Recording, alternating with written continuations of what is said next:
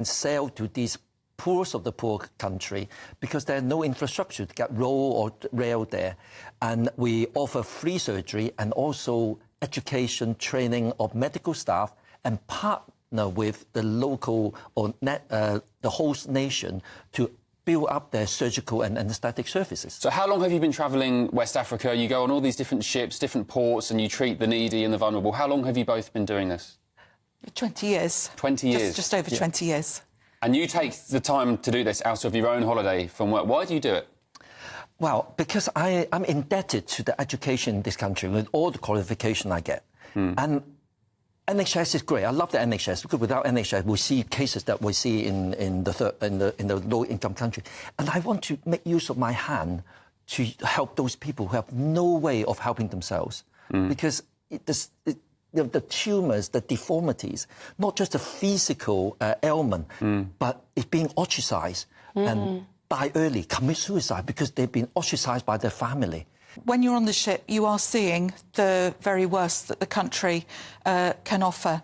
I find it a great privilege to work alongside these people. GB News, the People's Channel.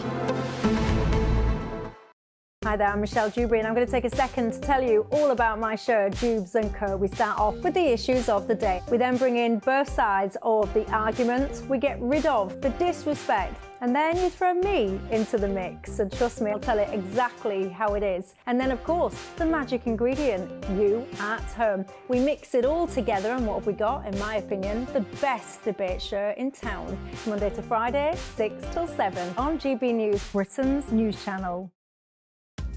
Are the newspapers getting you down? My wife didn't divorce me that month.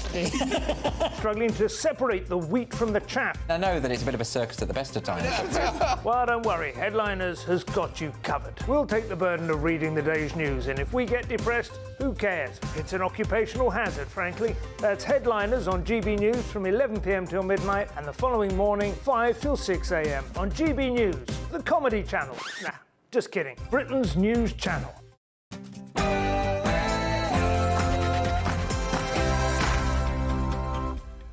Very good morning to you. It's 9:30 on Monday, the 15th of July, live across the United Kingdom. This is Britain's Newsroom on GB News with me, Ben Leo, standing in for Andrew Pearce, and Bev Turner. Very good morning. So, agony for England as the Three Lions suffer a heartbreaking defeat, losing 2-1 to Spain in the Euros final. Our man Jack Carson is in Berlin. Well, it's heartbreak for England as they fly home today, trophyless and not able to bring it home. But with Gareth Southgate's contract for England up in December, what's next for him?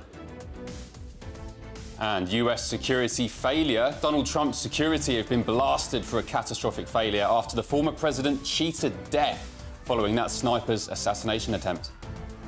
Meanwhile, Joe Biden has urged a divided America to come together. Yesterday's shooting at Donald Trump's rally in Pennsylvania calls on all of us to take a step back. Take stock of where we are, how we go forward from here. And the royal comeback we all wanted to see. Catherine, the Princess of Wales, wows at Wimbledon, while the King and Queen begin their tour of the Channel Islands.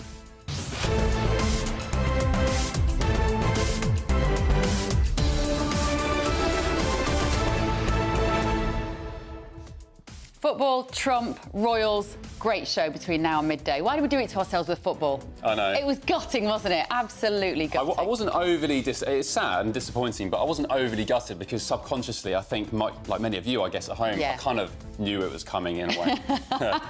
We're so primed for disappointment now, aren't we, in this country? We're like, well, we're never going to win it. Right, get in touch this morning, gbnews.com/your say. First, the very latest news is Ray Addison.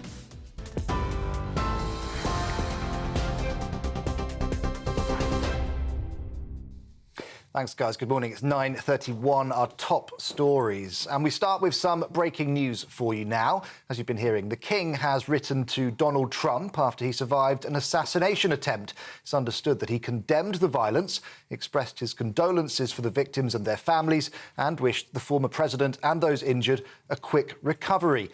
Now, it comes after President Biden appealed to Americans to lower the political temperature. Speaking from the Oval Office, he called on everyone to take a step back following the shooting of his Republican rival. Now, Biden has faced criticism for repeatedly claiming that Trump poses a threat to democracy. Now he's saying it's time to cool it down. No place in America for this kind of violence, or for any violence ever. Period. No exceptions. We can't allow this violence to be normalized. You know, the political record in this country has gotten very heated. It's time to cool it down. Disagreement is inevitable in American democracy. It's part of human nature. But politics must never be a literal battlefield, or God forbid, a killing field. Well, Donald Trump has arrived in Milwaukee ahead of the Republican National Convention, where he will be formally nominated as the Republican presidential candidate. The former president pumped his fist in the air as he descended the stairs from his plane. Over the next few days, he'll reveal his vice presidential running mate and make a keynote speech on Thursday. Trump says the assassination attempt has prompted a rewrite to now focus on uniting the country. Shadow Foreign Secretary Andrew Mitchell told us it's opened a debate about politicians' safety. President Biden put it very well from the Oval Office when he talked about the coarsening of debate and the fact that we need to have a very close look at how we conduct our politics. And I hope that on the back of the elections that we've just been through here, where candidates of all parties, particularly women, suffered the most appalling acts of abuse and were often put in very frightening positions. I hope very much that we can have a sort of national debate now about how we clean that up. The Met Police have charged a man with 2 counts of murder after human remains were found in 2 suitcases in Bristol. The suspect has been named as 34-year-old Justin Andres Mosquera. The victims are 62-year-old Albert Alfonso and 71-year-old Paul Longworth, who had previously been in a relationship. Police say the suspect had been staying with them at their flat in London's Shepherd's Bush, where more remains were found. Mosquera will appear today at Wimbledon Magistrates Court. The England team will arrive back in the United Kingdom today following their 2-1 defeat to Spain in the Euros final. Many fans say they're disappointed with Gareth Southgate's management style, but he says now is not the time to decide his future. Southgate has praised his heartbroken players, but admitted that Spain deserved to win. Right, those are the latest GB News headlines for now. I'm Ray Addison. More in half an hour. For the very latest GB News direct to your smartphone, sign up to News Alerts by scanning the QR code or go to gbnews.com/alerts.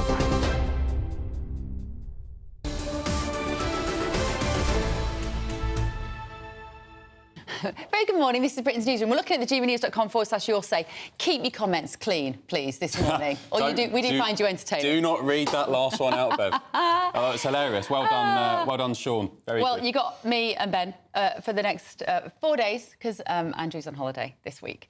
So let's return to that breaking news. Moments ago, the King has written to Donald Trump following the attempt on the former president's life. Buckingham Palace said the contents of the correspondence will be kept private. Yes, but it's understood King Charles expressed his condolences for the victims and their families and wished the former president and those injured a quick recovery. Extraordinary step. And actually, we mentioned it with Eamon in the handover and Isabel at breakfast.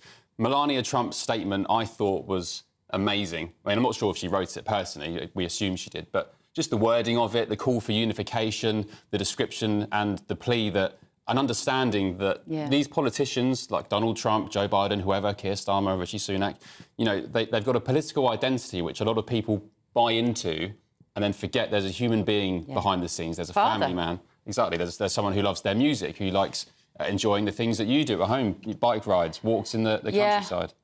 I'm looking for Melania Trump's statement. We'll bring that for you, exactly what she said. I've got it here. Do you want me to read a quick excerpt? Oh, that would be marvellous, Ben. How very organised of you. Well done. I found it particularly touching. She said, a monster who recognised my husband as an inhuman political machine attempted to wring out Donald's passion, his laughter, love of music, inspiration. Donald, the generous and caring man who I've been with through the best of times and the worst of times, were buried below the political machine. And then she goes to, and this is the key part, and I think we can all take heed of this. She says, this morning, ascend above the hate, the vitriol and the simple-minded ideas that ignite violence. We all want a world where respect is paramount, family is first and love transcends. The winds of change have arrived. We're going to dig into this story, obviously, this morning, particularly about... I'm interested in who the shooter was, a 20-year-old. So huge questions about who that person was, had apparently been a member of the Republican Party, but had also donated money to the Democrats at some point. So who was that person? And also, massive questions to be asked about the failings of the security services. The thing is, in 2024, when something like this happens and everyone has a mobile phone, you have this event from every single angle with time codes of what was happening when and who was saying what. And somebody's put together a brilliant edit, and I'll retweet it on my own at Beverly Turner on Twitter, but of the timings of the fact that Donald Trump is talking and there are people trying to shout about the guy on the roof, and they're shouting, there's somebody up there with a gun, and the police and the special services don't do anything about it. And it's not seconds, is it? It's minutes. Minutes, about 4 minutes. So why? What was going on? How was the security so bad? Trump's team and his security services had been asking Biden's, they've been asking the president, the sitting president, could they have more security to keep Donald Trump safe, and been repeatedly told no. So. And the other point, maybe we shouldn't bring it up if we want to focus on unification, but, the mainstream media has literally been calling Donald Trump Hitler for the past couple of years. A Nazi. Even David Lammy, our now foreign secretary, called him a KKK Nazi sympathiser. So, are there questions about the language? Yes, granted, on both sides of the debate. But absolutely, yeah. Let us know your thoughts this morning. GBNews.com/your say. Now, go on, Ben. Talk about the football, because of course. It was so disappointing. It was a shame. It was heartbreak, of course, for England last night as they lost out to Spain in the finals of Euro 2024. An 86th minute winner from Spain dashed the hopes of the Three Lions, as the pain of not winning a major tournament since 1966, can you believe it, continues. So how much more can we take? Well, the only thing coming home today is GBNews' reporter Jack Carson, who is in Berlin. Jack, what is the very latest? What was it like last night, first of all, there in Berlin? I mean, it was a fantastic atmosphere. I mean, all day throughout Berlin, you'd got the England fans that were along the river in Berlin. They'd managed to find every kind of Irish bar to have a pint of Guinness in the city, I think. And there were just, flags adorned over the bridges. The anticipation, the excitement had built up all day. And of course, you go into the fan zone as we did, for the first half, and there was just a sense of, OK, this isn't maybe as well as we thought we might play. We've seen how well we'd progressed through the tournament, how we'd started to play a little bit better, but we all kind of hoped for a bit of a better performance. But Gareth Southgate, summed it up quite honestly after the game, didn't he? He said, we just didn't keep the ball well enough. You can't chase around that Spain team who are passing it left to right so quickly and through you so easily, and chase them for the full game, without facing the consequences, and they did manage to open us up, on those occasions, and they were just more clinical than us on those chances, of course. There is this speculation now on Gareth Southgate as to what happens next. He'd been asked about his future during the tournament, and he kind of cast it aside and said that he was too emotionally involved, with the Three Lions and the Euros and their tournament so far at that point. But of course now he's got the time, in the weeks and the months to reflect on what's next for him, what maybe the FA feel is the right way forward. He's been England manager for 8 years. He's been the most successful England manager, since 1966. But has it all been a little bit too much in this tournament? Is this successive, European Championship final defeat just a bit too much for him? Thank you, Jack. You've had a great run, good work, but we'll see you in the office shortly on your flight home. Right, joining us now is former England footballer Danny Mills. Good morning, Danny. Thanks for joining us. So, your reflections on last night. Why did we lose it? I think similar to what we've already heard from many people. I think we were beaten by a better team. Spain have been superb throughout the tournament. They played better than us. Was slightly better than us last night, and when it came down to it. Danny, you're just too quiet, I'm afraid. Yeah. We'll try and get Danny back with some better audio. The big question this morning is, in the post-mortem of this game, is there was an article in the Times asking the question, should Gareth Southgate be knighted? Apparently there's talks that he will, regardless of not winning the tournament, will receive the knighthood. Does he carry on now to the next Euros? I think didn't he say he would resign if they didn't win, didn't he? Yeah, I think the consensus is he'll resign. The next big tournament is the World Cup in the USA in 2 years. OK. which would be good. OK, right, we're going to look at your messages while we take a quick break, but still to come as America and the world reels from the attempted assassination attempt on President Trump. We're going to have the latest from the US. You're with Britain's Newsroom on GB News. Good afternoon, Britain. Your lunchtime update on the stories that matter across the UK. From breaking news and insightful analysis, inspiring stories and lively debates. You're comparing yourself to a former Prime Minister. Which is it? Stay informed, stay updated, stay entertained. I just don't know how anyone would not want to be there. Every weekday from midday. We are Good Afternoon Britain, only on GB News. Britain's news channel. Sunday with Michael Portillo from 11, only on GB News. The Royal Academy's annual exhibition has returned for the 256th time to brighten the summer holidays. It's the world's oldest open submission exhibition. Anyone can enter work to be considered for inclusion. I'm joined now by art critic JJ Charlesworth for his verdict. What is your verdict? My verdict is you should go and see it. You are confronted with many things of varying quality, selected by artists, and you very much, instead of being given something to you that's supposed to be good, you have to make your own decision. I went along yesterday, and I personally did see some pictures on the wall that I thought were absolutely stunning. I'm going to mention Peter Ucker, which I think is a remark. And now these are the two by Ben Jonson, Grundtvig 1, and we've got one coming out of Berlin Pool. I think that's an absolutely stunning piece of work. And then Claire Douglas should be up. Here we are, Claire Douglas. Yes. Souvenir from the Anthropocene. Yeah. That last one, actually, a very witty painting. A piece like that was really interesting. I think it caught a lot of people's eyes because it had very kind of humorous, slightly bleak take on post-Brexit Britain. It's set in this fictitious world of Brummington, which is a sort of loose satire on Birmingham. I thought it was a bit mean. I think we had maybe Black Lives Matter. We had Boris Johnson. I think our own Jacob Rees-Mogg made his way into the painting. Yeah, so there's definitely a slant, a political slant, on the part of the artist. But even that said, I thought it was an interesting and enjoyable work, even though maybe you don't agree with the artist on what they're trying to say. And I think that actually made for an interesting moment because you're seeing that people are disagreeing, right? Both through the artwork and in front of artworks. GB News, the People's Channel.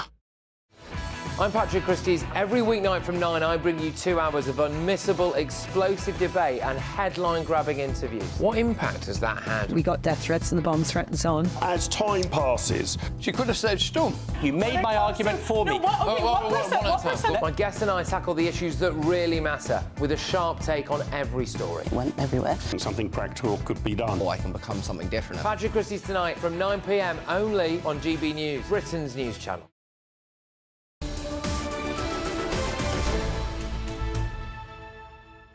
Hello, welcome back. 9:45. Ben and Bev with you on Britain's Newsroom, only on GB News. Now, former US President Donald Trump has spoken out after yesterday's attempted assassination on his life. Writing on his Truth social media platform, Trump vowed evil will not prevail as he called for unity, claiming God alone saved his life.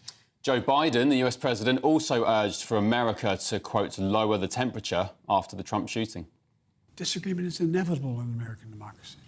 It's part of human nature. But politics must never be a literal battlefield, and God forbid, a killing field.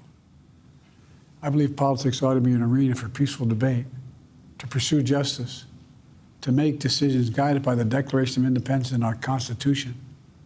We stand for an America, not of extremism and fury, but of decency and grace. I was just saying to Bev during that, I mean, he's a fine one to talk. It was only a week ago he was talking about putting Donald Trump in a bullseye. Yeah, he literally said time is right to put him in the bullseye. Reacting to the attack, former First Lady Melania Trump released this statement. She said, a monster who recognised my husband as an inhuman political machine attempted to wring out Donald's passion, his laughter, ingenuity, love of music and inspiration. This morning, she said, ascend above the hate, the vitriol and the simple-minded ideas that ignite violence. And she went on, we all want a world where respect is paramount, family is first and love transcends. Well, joining us now for more on that, the news actually that the King has written to Donald Trump is Cameron Walker, royal correspondent, is with us. What do we know about those communications between them? Yes, Buckingham Palace has confirmed that the King has written privately to the former president. The message was delivered via the UK Embassy in Washington, D.C.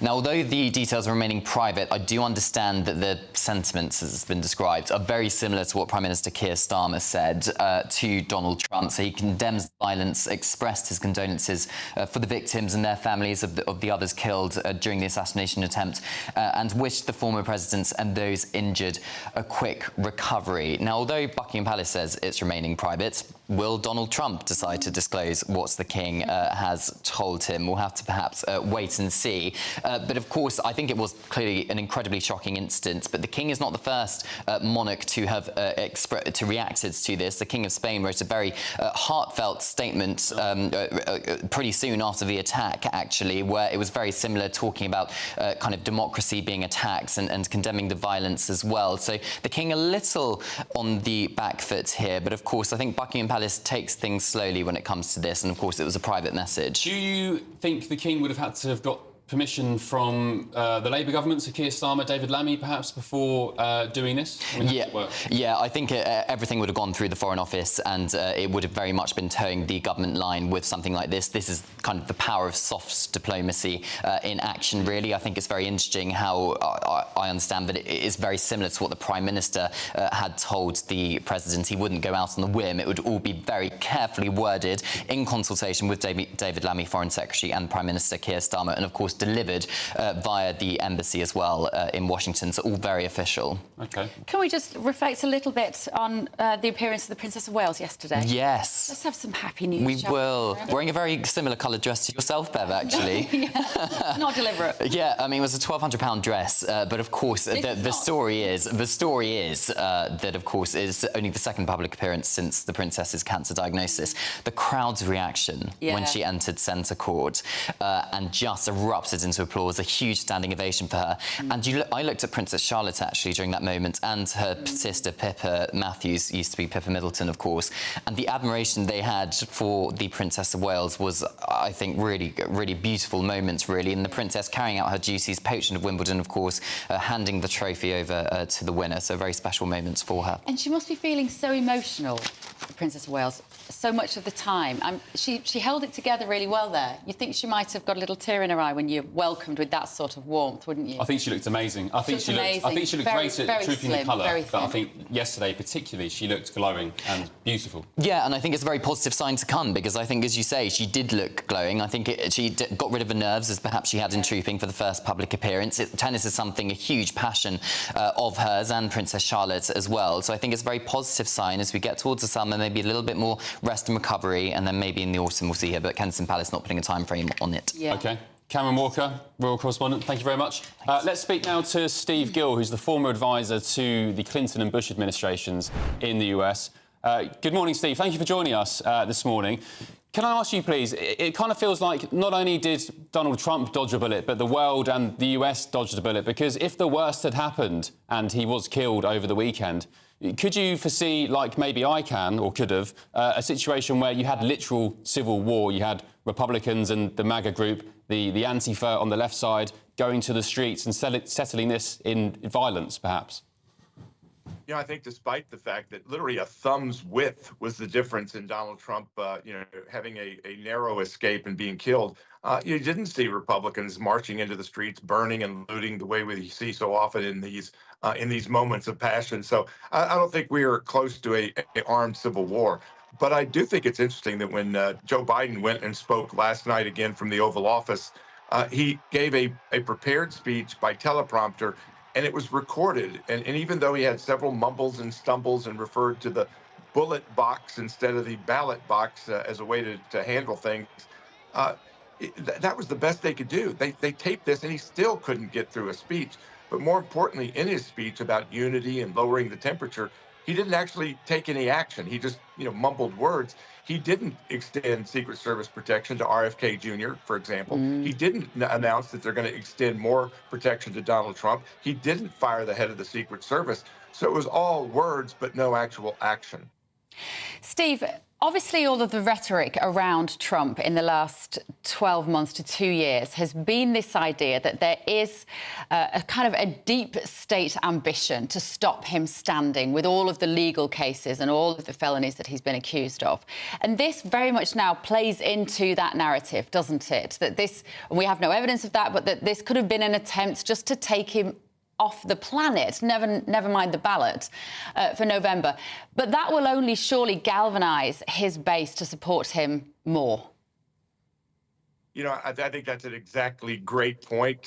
You know, you have, again, the president announcing last night that he wants to lower the temperature. If he really wants to lower the temperature, then announce that the Department of Justice is no longer going to pursue these bogus corrupt judge, partisan DA cases against Donald Trump. They're going to get thrown out on appeal. They are horrible cases legally and factually. If he really wants to lower the temperature, then stop the partisan warfare against Donald Trump. You know, trying to remove him from the ballot. And then some of the reaction to this assassination attempt from the left has been, bemoaning the fact that they missed. One of the staffers of a member of Congress said, "We need to make America aim better," making fun of the MAGA comment.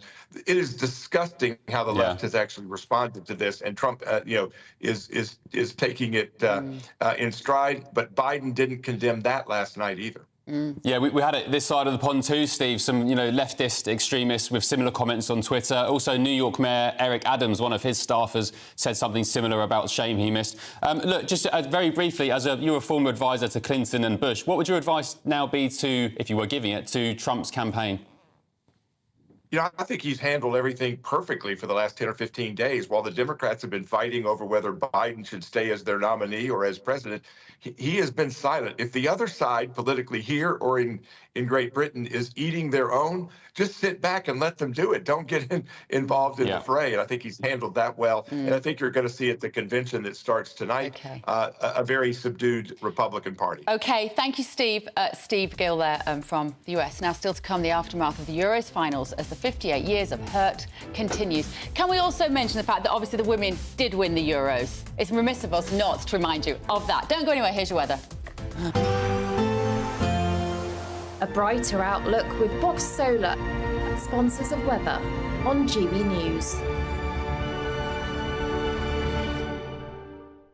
Hello there, good morning. This is your GB News weather updates provided by the Met Office. A new week often gives you the chance to start afresh. Unfortunately, the weather hasn't quite caught the memo. Stuck in the same pattern, I'm afraid. We've got another area of low pressure quickly moving its way into southwestern areas today. This is going to be bringing some very heavy rainfall. Thundery, torrential downpours are possible, and as a result, there is a rain warning in force for southwest England and Wales. Certainly some localised flooding and travel disruption is possible, so take care. Some of that rain just pushing into southeastern areas of England as well, but the northern half of the UK faring better today with some sunny spells and temperatures responding to that 20 to 21 degrees Celsius here, so feeling a bit more pleasant and warm. But as we head towards that evening rush hour period, please do again take care, because that area of heavy rain will be moving its way into Wales, parts of the Midlands as well. Certainly something to watch out for before you head home later on. The sunshine across Northern Ireland, Northern England just turning a bit hazier into the afternoon with a cloud around, but generally a few showers across Scotland to watch for, but many of us staying dry here, and certainly the Highlands getting off with a decent amount of sunshine still later on in the evening. Just that cloud lingering across the Northern Isles to make it a bit duller and drizzlier here.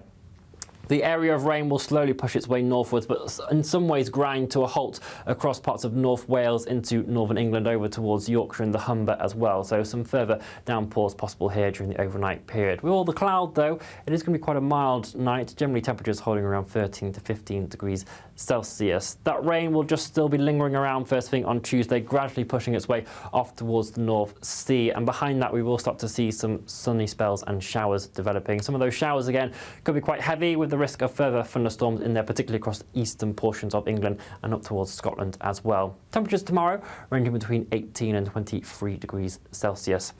Wednesday looks like it could be a slightly drier day for many of us, but there is further rain that will be quickly moving in from the west. Bye-bye. That warm feeling inside from Boxed Boilers, sponsors of weather on GB News. £30,000 in tax-free cash really could be yours. It's our biggest cash prize of the year so far, and you could be getting that winning call from us to tell you that you're our next Great British Giveaway winner. I can't believe this. Oh my God, this is amazing. That is absolutely fantastic. We're over the moon. I've never won anything like this in my life. Oh, you shocked me. I never won a penny in my life. If I was there, I'd buy you a drink. For another chance to win £30,000 in tax-free cash, text CASH to 63232. Text costs £2 plus one standard network rate message. You can enter online at gbnews.com/win. Entries cost £2. Or post your name and number to GB07 PO Box 8690 Derby DE1 9TT. UK only. Entrants must be 18 or over. Lines close at 5 p.m. on the 30th of August. Please check the closing time if listening or watching on demand. Good luck. Join me, Neil Oliver, every Sunday night at 6 p.m. on GB News. And if an hour is not nearly enough for you, go to gbnews.com for special extended episodes online every Friday at 9 p.m, where we can truly get into the nitty-gritty of what's going on. GB News, Britain's news channel. Join me, Nana Akwe, for an informative, interactive news programme with a difference. It's fun. It's true. You're not wrong. No one will be cancelled. Lovely. Join me from 3 p.m. every weekend, only on GB News, Britain's news channel. Every Saturday, 10 till 12, we'll bring you all of the news that you need to know. We'll also remind you that there is so much to smile about. It's my favourite time of the week. I get to relax, enjoy some light-hearted stories, and let Ellie teach me about fashion too. That's Saturday Morning Live, every Saturday, 10 till 12. Only on GB News, Britain's news channel. If you want your news to be straight talking, this is a nightmare for the Conservatives again. Down to earth. It's not just Nottingham where this is happening, is it? And most importantly, honest. Hard-working, middle-class taxpayers, they'll get their book thrown at them. Then catch me, Martin Daubney, Monday to Friday, 3 till 6 p.m. on GB News, Britain's news channel. Every Saturday, 10 till 12, we'll bring you all of the news that you need to know. We'll also remind you that there is so much to smile about. It's my favourite time of the week. I get to relax, enjoy some light-hearted stories, and let Ellie teach me about fashion too. That's Saturday Morning Live, every Saturday, 10 till 12. Only on GB News, Britain's news channel. In the GB Newsroom, we bring you the news as it happens. With our team of dedicated journalists across the UK, GB News brings you accurate reporting of the day's topical agenda. When the news breaks, wherever and whenever it's happening, we'll be there. This is GB News, the People's Channel, Britain's news channel.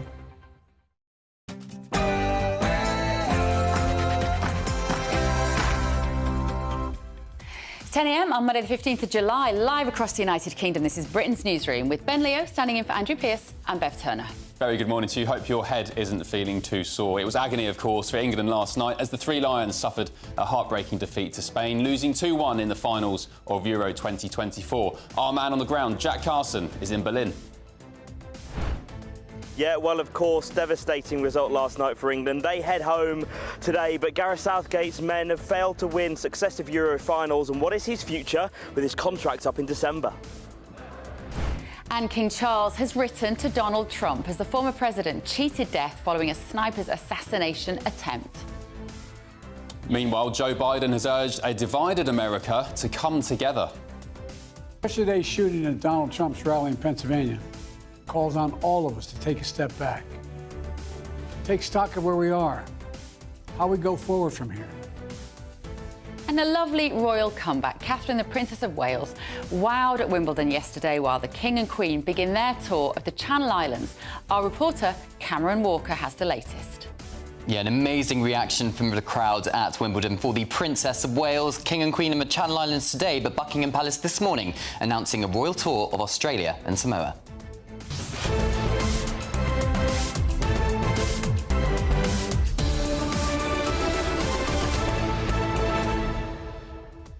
Yeah, it is a bit rich, isn't it, Bev? Joe Biden talking about the need for unification and to tone it down. It was only last week he said, I've got Donald Trump. We need to have Donald Trump in our bullseye. Yeah, awful. I mean, for Biden to sit there now and somehow blame Donald Trump for having whipped up this rhetoric that has become so divisive is just utterly hypocritical. I mean, what do you think is going to happen when year after year after year you go around calling somebody a Nazi or a KKK sympathiser just because they want to enforce border controls? You know, ideas that 15 years ago were common sense policies. Yeah, you know, when this news broke at the weekend about Donald Trump, I just, for a moment, I thought, wow, we really do need him. I had this moment of thinking, we do need him. And I can distinguish between him as an individual. He's probably not an ideal man, is he? I mean, in many ways, he has some attitudes I find a little bit sickening. But in terms of politics, I think we need him. We need a man who's prepared to push back. And maybe he'll tone that down now. He's rewritten his speech at the Republican convention for tomorrow. He scrapped it. It was going to attack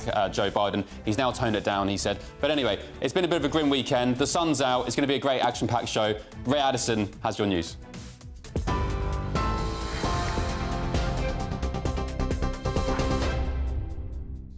Thanks, guys. Good morning. 2 minutes past 10, our top stories. The King has written to Donald Trump following an assassination attempt in Pennsylvania on Saturday. It was delivered by the UK Embassy in Washington, D.C. Buckingham Palace has not disclosed details of the correspondence, but it's understood to have condemned the violence, expressed condolences for the victims, and wished the former president a quick recovery. Well, Donald Trump has now arrived in Milwaukee ahead of the Republican National Convention there, where he'll be formally nominated as the Republican presidential candidate. The former president pumped his fist in the air as he descended the stairs from his plane. And over the next few days, he'll reveal his vice presidential running mate. And on Thursday, he'll make a keynote speech. Trump says the shooting has prompted him to rewrite that speech with a focus on uniting the country. Meanwhile, President Biden has appealed to Americans to lower the political temperature. Speaking from the Oval Office, he called on everyone to take a step back following the shooting of his Republican rival. Biden has faced criticism for repeatedly claiming that Trump poses a threat to democracy. Now he says it's time to cool it down. Here, the Shadow Foreign Secretary, Andrew Mitchell, told us it's made everyone think about politicians' safety. President Biden put it very well from the Oval Office when he talked about the coarsening of debate and the fact that we need to have a very close look at how we conduct our politics. And I hope that on the back of the elections that we've just been through here, where candidates of all parties, particularly women, suffered the most appalling acts of abuse and were often put in very frightening positions. I hope very much that we can have a sort of national debate now about how we clean that up. A man charged with 2 counts of murder after human remains were found in 2 suitcases in Bristol is due to appear in court. Justin Andres Mosquera is accused of killing 62-year-old Albert Alfonso and 71-year-old Paul Longworth, who had previously been in a relationship. Police say the suspect had been staying with them at their flat in London's Shepherd's Bush, where more remains were found. The 34-year-old will appear at Wimbledon Magistrates Court. The England team will arrive back in the UK today following their 2-1 defeat to Spain in the Euros final. Many fans say they're disappointed with Gareth Southgate's management style, but he says now is not the time to decide his future. Southgate has praised his disappointed players, but says Spain deserved to win. Our players have been incredible. They've given everybody some incredible nights. They couldn't have given any more in terms of their effort, their desire, their character. Tonight we fell short. We didn't keep the ball well enough, but the players have pushed it till the 85th minute of the final game. They've been incredible, really. Well, England fans are understandably underwhelmed. They've been reacting to the loss. A bit good, but I kind of expected it. I tried to manifest that we would win, but under the management that we're currently in, I kind of knew this was going to happen. Do you know what I mean? The way I think about it, Southgate didn't make subs earlier, but he made the right subs this time, but it just didn't come across. I reckon he'll retire this time. Different manager, different team, will come across better. I think you should stay. You've done really well, mate. Right? Regardless of everything, you've done fantastic. Thank you very much, pal. Keep it up. I hope you stay. OK, those are the latest GB News headlines for now. I'm Ray Addison. More in half an hour.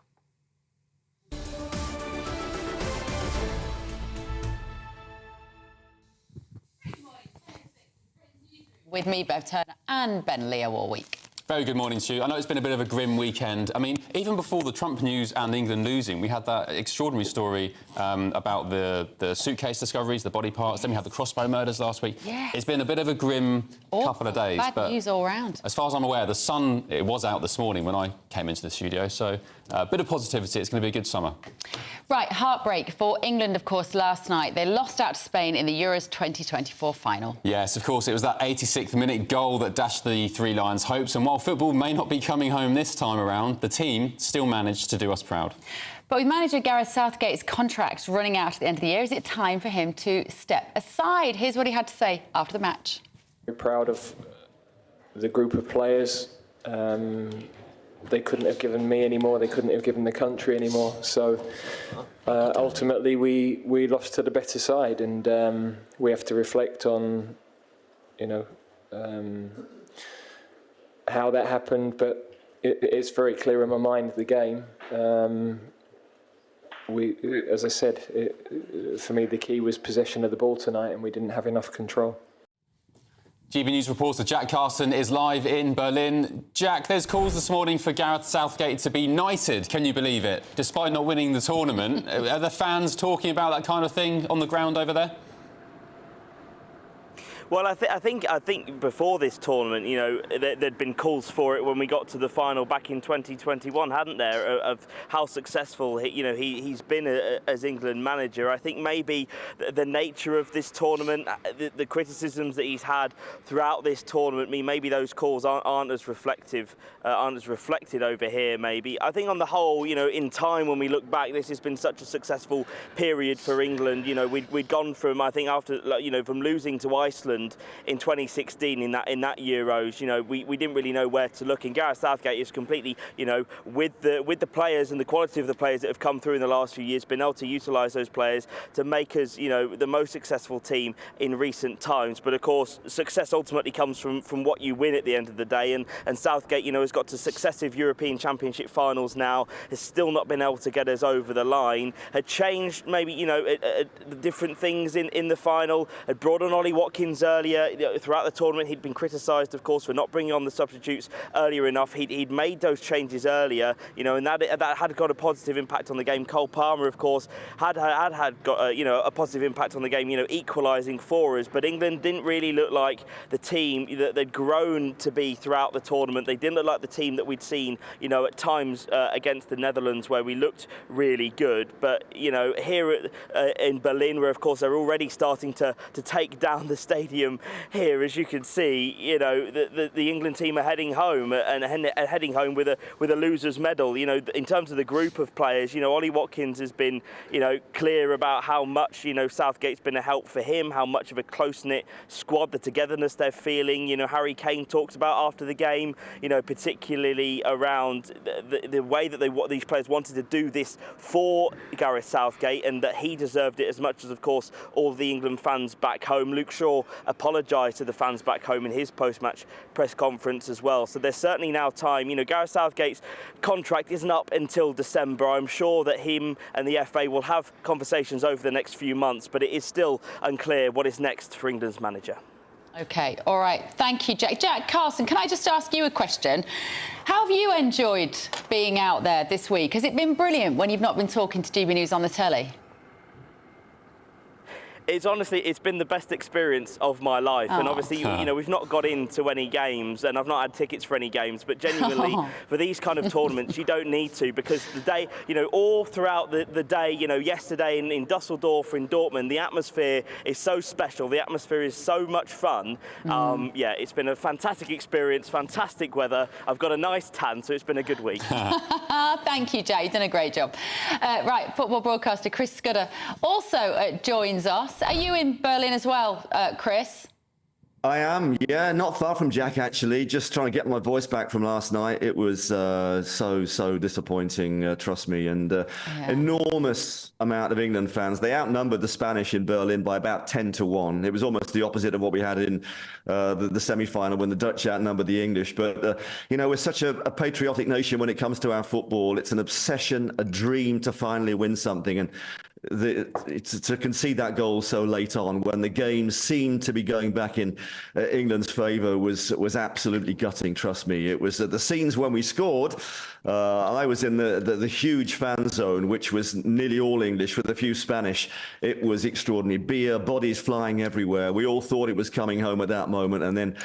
Unfortunately, a pattern that's developed under the Southgate tenure, sitting back really, not going for the kill. It happened in the final against Italy. It happened in the semi-final against Croatia in the World Cup in 2018. And that is why people are not happy today. And that is why I believe that Gareth Southgate will not be staying on. Yeah, Chris, I've said it for many years. After particularly the Euro 2020 final against Italy, you go one up, you park the bus, the mentality is completely negative. But just on a slightly different aspect of all this, Chris, there's lots of people moaning over the past week or so saying, why are you talking about football so much? Who cares? It's a bunch of men, chasing a bag of wind around.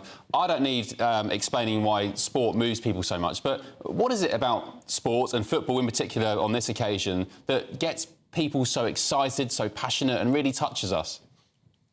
That's part of our DNA, isn't it? I mean, England is the sporting nation of the world, really. We invented the game in the modern rules version of all these sports. And, it gets you in the gut, doesn't it? That's exactly what it is. And to be here last night, the anticipation of people are very patriotic. And sport is an outlet for that. It really is. And people want to be successful. They have, sometimes they have lives that, they get through it and they live for the weekend, the Saturday afternoon to following the national team. And, last night was, it was tremendous. I mean, it was a real experience. I, like Jack, was in the fan zone because so many people can't go to the games. The prices are very high. It was £2,000 to get into the game last night. People aren't going to pay that. But they can be in the town. They can be everywhere. They can be together. And that sense of belief is palpable. But small margins and, winning and losing can be... It was the width of a knee last night. That could have been offside, that goal, but it wasn't. Spain with a better team, without a doubt. But as I said to you, I think, Bev, a few days ago, there's... I always felt... Football's very reactionary. It really is.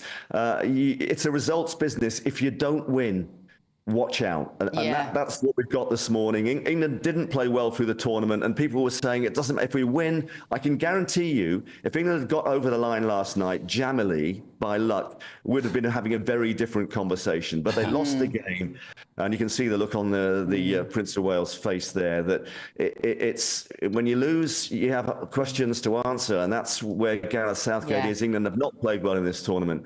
And, I think there'll be a lot of soul searching today. OK, Chris, thank you so much. Chris Scudder there. Well done. Thanks, Chris. Do you know what I loved about last night? Again, I think maybe because it's a Sunday evening and it was such a lovely warm day as well. It was so sociable. It was an excuse, wasn't it, for people to get together? We shouldn't need an excuse. But I went round to my mate Annie's house, Annie and Dave, and then we did some burgers and a bit of salad, and the kids were all sat on the sofa with us going, put your phones down, put your phones down, put your phones down, when we were trying to get them to watch the football. They were watching it, but of course teenagers have to do that at the same time. And it was just lovely. And then driving back, and it was such a warm evening, and there were families with kids on bikes and people walking back to their houses, and I thought, this is why we need sport. Yeah, I did a bike ride yesterday. Yeah, so you get it, of course. You've got an athletic background. Yeah. But there are lots of people, Bev, who say, just shut up about it. No one cares about overpaid men. But, I mean... I love sport. It moves me to tears on many occasions. When Andy Murray won Wimbledon, when Arsenal have won things before in the past, I've cried. Even, watching... I just love seeing people achieve things. I do. Not just in sport. The culmination of all that effort. Yeah. You think you've trained... That person's trained and given up so much, and just that moment of amazing humanity, that combination of physical and mental brilliance. That's what I love about it. And do you know what's in a couple of weeks? The Olympics. Yes, well, talking of the Olympics, another memory that came to my mind then was Mo Farah winning in 2012, winning his is it a brace of medals when he crossed the line in the 5,000 metres. Again, I was crying. It just moves me. Gives me goosebumps thinking about it. Right, up next, the thoughts of our panel. We're going to discuss the stories Britain is talking about. Don't go anywhere. This is GB News. That was nice. GB News Breakfast every day from 6 a.m. No, it wasn't just us who celebrated the big football match on Saturday. Prince William was in the crowd in Dusseldorf and couldn't help but show his relief when England scored. And over the weekend, it was also announced that the Prince of Wales is set to star in a new two-part documentary on ITV covering his mission to try and eradicate homelessness.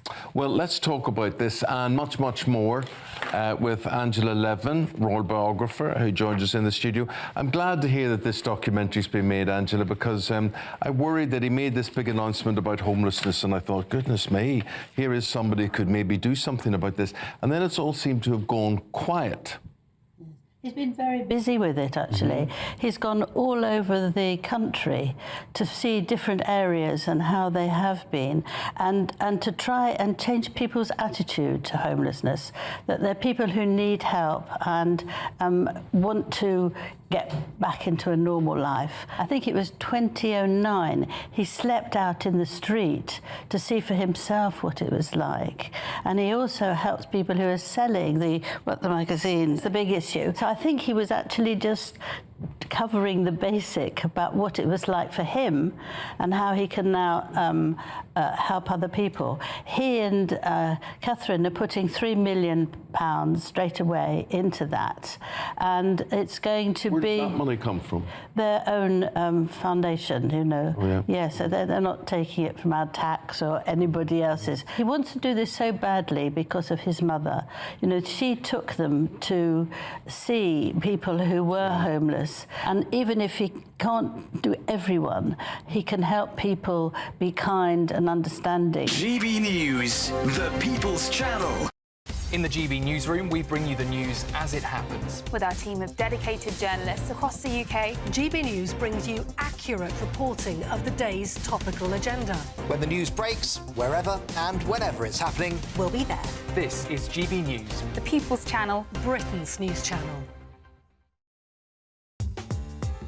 I'm Christopher Hope. From pop stars to politicians, I'll interview anybody in a pub who's got a political opinion. Join me every Friday on Spotify, Apple Podcasts, YouTube or gbnews.com, or wherever you get your podcasts.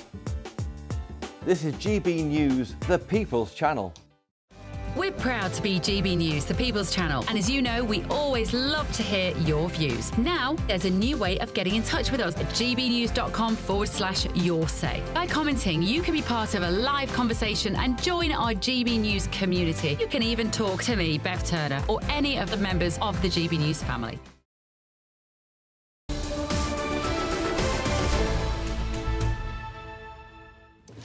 Hello, 10:19. Ben and Bev with you on Britain's Newsroom, only on GB News. So we are joined in the studio by Labour advisor Matthew Larser, former Labour advisor, and writer and broadcaster Emma Wolfe.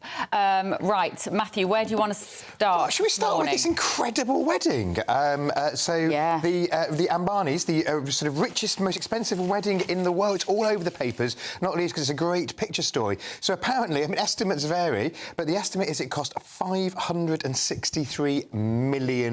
I'll say that again, £563 million for a wedding. I mean, take your pick on the costs. They had Rihanna and Katy Perry. That was over £100 million just for the music. The flowers, £30 million plus. The catering was 126, but that excludes the booze. The champagne bill apparently was 66 million. And Britain was well represented with the ex-prime ministers, the Johnsons and the Blairs were there. What a surprise. Who would have thought that Boris Johnson and Tony Blair would be at the wedding of one of the wealthiest families in the world? Strange, isn't it? I'm reminded of that Dolly Parton quote, you know, it takes a lot of money to look this cheap.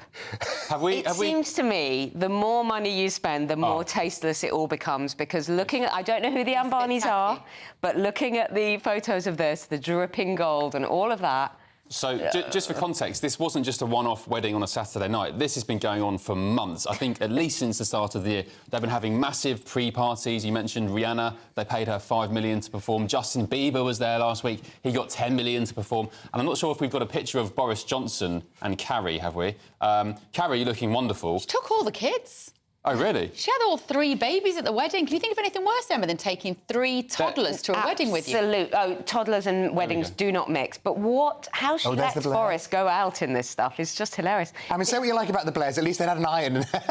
Well, I'm not sure if we have that precise picture, but Boris Johnson, so Carrie looked great. Boris, in his traditional really, sticking to reputation, he looked an absolute mess. He looked like he'd just gone to a fancy dress box down his kid's bedroom, whacked out anything he could find. He needed an iron. Absolutely. It was like a tablecloth that he was wearing. Actually, it's embarrassing for the country, isn't it? Because, I mean, people around the world know him, and the fact that he just looks such a mess, to me, it isn't endearing, it's embarrassing. It is interesting when people decide to wear, traditional dress to a wedding like this. You wonder whether perhaps he would have been better off in a smart suit. I mean, that is also... Because he would have felt more at home. But this wedding apparently cost 15 times more than Harry and Meghan's wedding, which was quite a big deal. But, I mean, there's a serious point here, because obviously they are... the groom is from India's richest family, people behind Reliance Industries, massive conglomerate, own lots of different things. What is Reliance Industries? So... why is Tony Blair like Titan, isn't it? Just one of those mega ones. It's a massive conglomerate. It owns lots of things, cars. It's got its fingers in lots of pies like Tata, and it's one of those.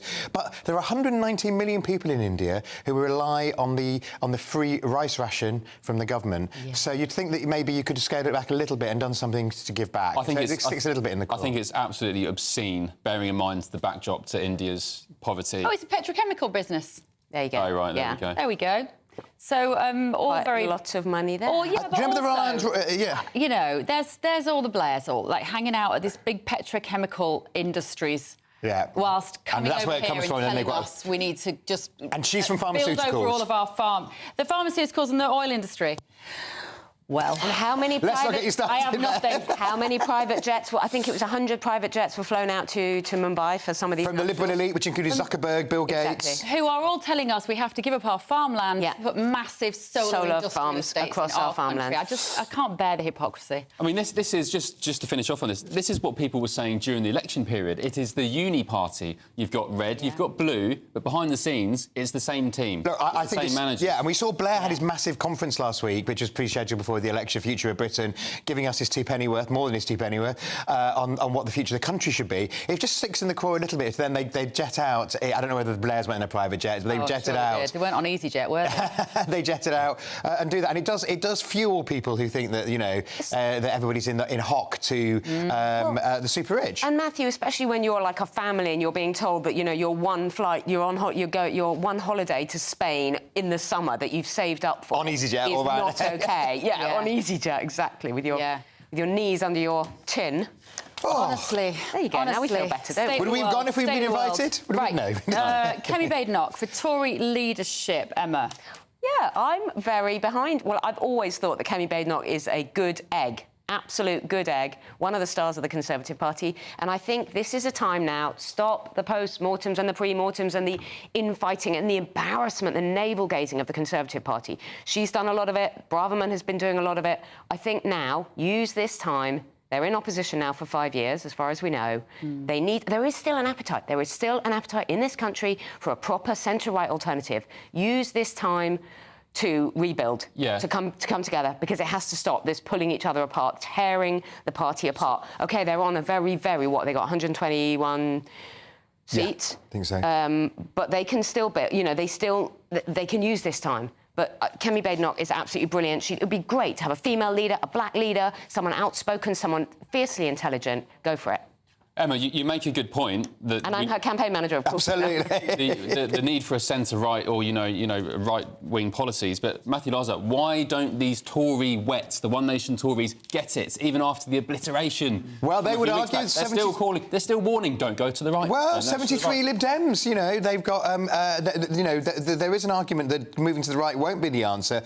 But I think all the parties, frankly, including Labour, need to get serious on immigration, which was clearly a big issue in the election. One interesting thing, so this is a poll from Conservative Home, the Conservative grassroots sort of news website, which is all Tory MPs look to as the kind of #1 source for party news, and they polled members. One person who doesn't seem in the top sort of half dozen candidates is Victoria Atkins, who was the Health Secretary, who the sort of, as you say, the One Nation people were talking up as a possible leader. She doesn't seem to be in the top picks of the Tory members. It's quite a commanding lead, though. Kemi Badenoch's on 25.8% of the vote, according to this poll. Then you've got Jenrick on 13.5%, Tom Tugendhat 13%, and Suella Braverman 9.8%.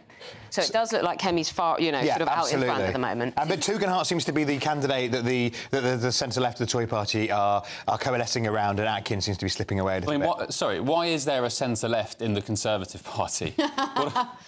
Is it they probably would call themselves One Nation Tories, Party or not?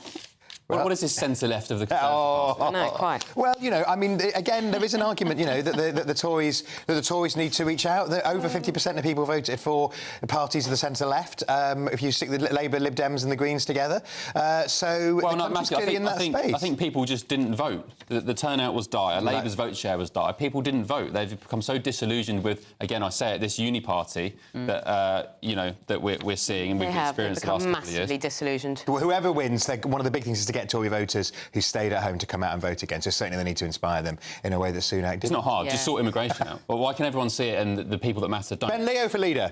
Well, I mean, look, I'm not saying I'm sort of political mastermind, but everyone there are can more see issues than just immigration, but it's a big part of it. I don't think there are. There are many Conservative voters who could not vote for this Conservative Party, who care about other things, who care about lots of things that are traditional Conservative territory, but it's not. Yes, exactly. Public family values, NHS. family values. Yeah, exactly. NHS, big one. Have we got time to do one more story briefly? Should we do a good news story about the fact that pubs have done well? 52 million beers down in pubs, shattered fans. This is about the football, presumably. So £48 million boost to Britain's hospitality industry, as the nation's hangovers this morning attest to. If anybody was trying to go to a Lidl early this morning, they gave all Lidl's opened an hour later so that people could nurse their hangover, which I thought was rather sweet. Is that right? Yeah. That's Tesco's closed early so people could watch the match, and Lidl's opening late so people could deal with the hangover. So take your pick on which supermarket. That's an interesting thing, though, isn't it, Emma? What kind of company opens an hour later? Is that for their employees, so they can have an extra hour? So they can have an extra hour in bed. They're famously quite good. Yeah, they're a good employer. Yeah. In terms of, I'm not looking after their staff. Yeah. Well, they could just open early, hand out, you know, a Nurofen and a nice cup of coffee on the door. Exactly. So don't be locking on the door a little to get your hangover cure. But we were saying, at least pubs they need the boost, don't they? Yeah, and we were saying, like, the point of sport is not just because it's of interest to the players themselves. It's the social element of it. It brings us all together. Absolutely. Like last night was sociable. What did you do? So actually, I'm not a massive football fan, so I didn't watch it. You didn't watch it at all? No, but I did come. I was in the West End and I came out, and you know, before and after, it was a good atmosphere actually. Yeah. And it wasn't. I thought we were going to get messy. It didn't in the West End, at least. Emma? Yeah, same. I was cycling back through the city, and there was this kind of boost, and then these cheers, and the pubs were absolutely overflowing. Yeah. And I do think you're right.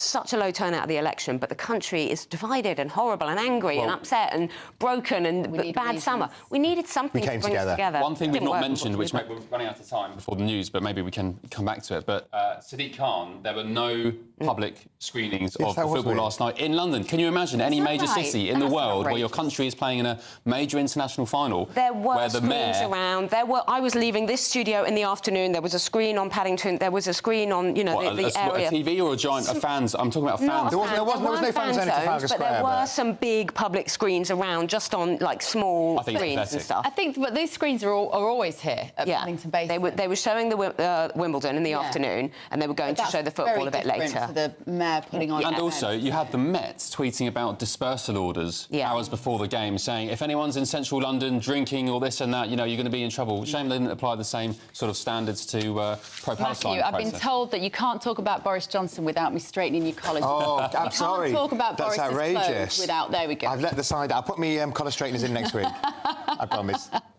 Right, you two will be Thank back you. in the next hour. Time now for the very latest news headlines with Ray.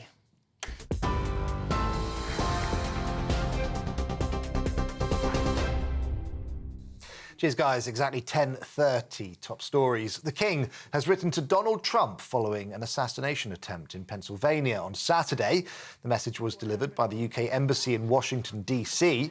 Buckingham Palace has not disclosed details of the correspondence, but it's understood to have condemned the violence, expressed condolences for the victims, and wished the former president a quick recovery. Well, Donald Trump has arrived in Milwaukee ahead of the Republican National Convention, where he'll be formally nominated as the Republican presidential candidate.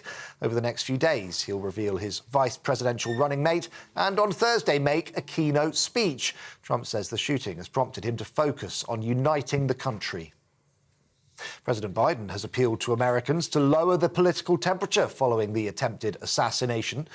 Speaking from the Oval Office, he called on everyone to take a step back. Following the shooting of his Republican rival, Biden has faced criticism for repeatedly claiming that Trump posed a threat to democracy. A man charged with 2 counts of murder after human remains were found in 2 suitcases in Bristol is due to appear in court. Justin Andres Mosquera is accused of killing 62-year-old Albert Alfonso and 71-year-old Paul Longsworth, who had previously been in a relationship. Police say the suspect had been staying with them at their flat in London's Shepherd's Bush, where more remains were found. The England team will arrive back in the UK today following their 2-1 defeat to Spain in the Euros final. Many fans say they're disappointed with Gareth Southgate's management style, but he says now is not the time to decide his future. Right, those are the latest GB News headlines for now. I'm Ray Addison. More in half an hour. For the very latest GB News direct to your smartphone, sign up to News Alerts by scanning the QR code or go to gbnews.com/alerts. Cheers Britannia Wine Club proudly sponsors the GB News Financial Report. Quick update on the markets for you. The pound will buy you $1.2987 and €1.1905. Price of gold, £1,857.07 per ounce. And the FTSE 100 sits at 8,242 points. Cheers Britannia Wine Club proudly sponsors the GB News Financial Report.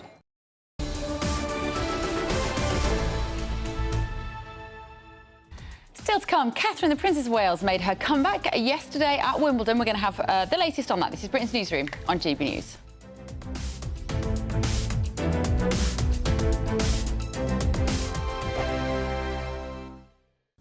Hello there, good morning. This is your GB News weather updates provided by the Met Office. A new week often gives you the chance to start afresh. Unfortunately, the weather hasn't quite caught the memo. Stuck in the same pattern, I'm afraid. We've got another area of low pressure quickly moving its way into southwestern areas today. This is going to be bringing some very heavy rainfall. Thundery, torrential downpours are possible, and as a result, there is a rain warning in force for southwest England and Wales. Certainly some localised flooding and travel disruption is possible, so take care. Some of that rain just pushing into southeastern areas of England as well, but the northern half of the UK faring better today with some sunny spells and temperatures responding to that 20 to 21 degrees Celsius here, so feeling a bit more pleasant and warm. But as we head towards that evening rush hour period, please do again take care, because that area of heavy rain will be moving its way into Wales, parts of the Midlands as well. Certainly something to watch out for before you head home later on. The sunshine across Northern Ireland, Northern England just turning a bit hazier into the afternoon with a cloud around, but generally a few showers across Scotland to watch for, but many of us staying dry here, and certainly the Highlands getting off with a decent amount of sunshine still later on in the evening. Just that cloud lingering across the Northern Isles to make it a bit duller and drizzlier here.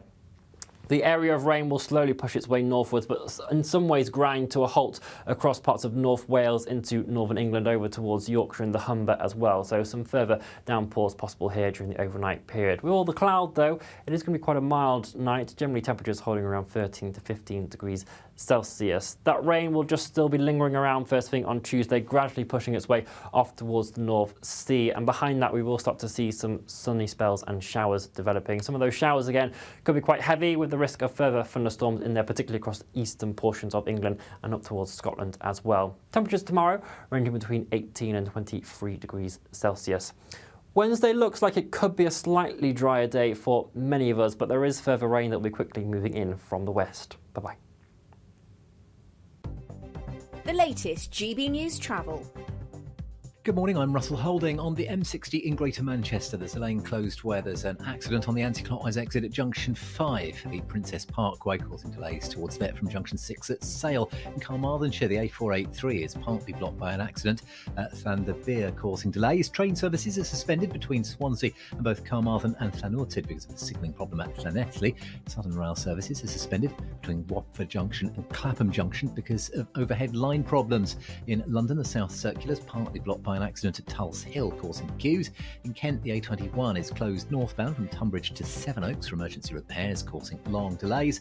And the M5 in Somerset is blocked northbound, where a vehicle caught fire between junctions 23 and 22 from Bridgewater North to Burnham-on-Sea, causing queues.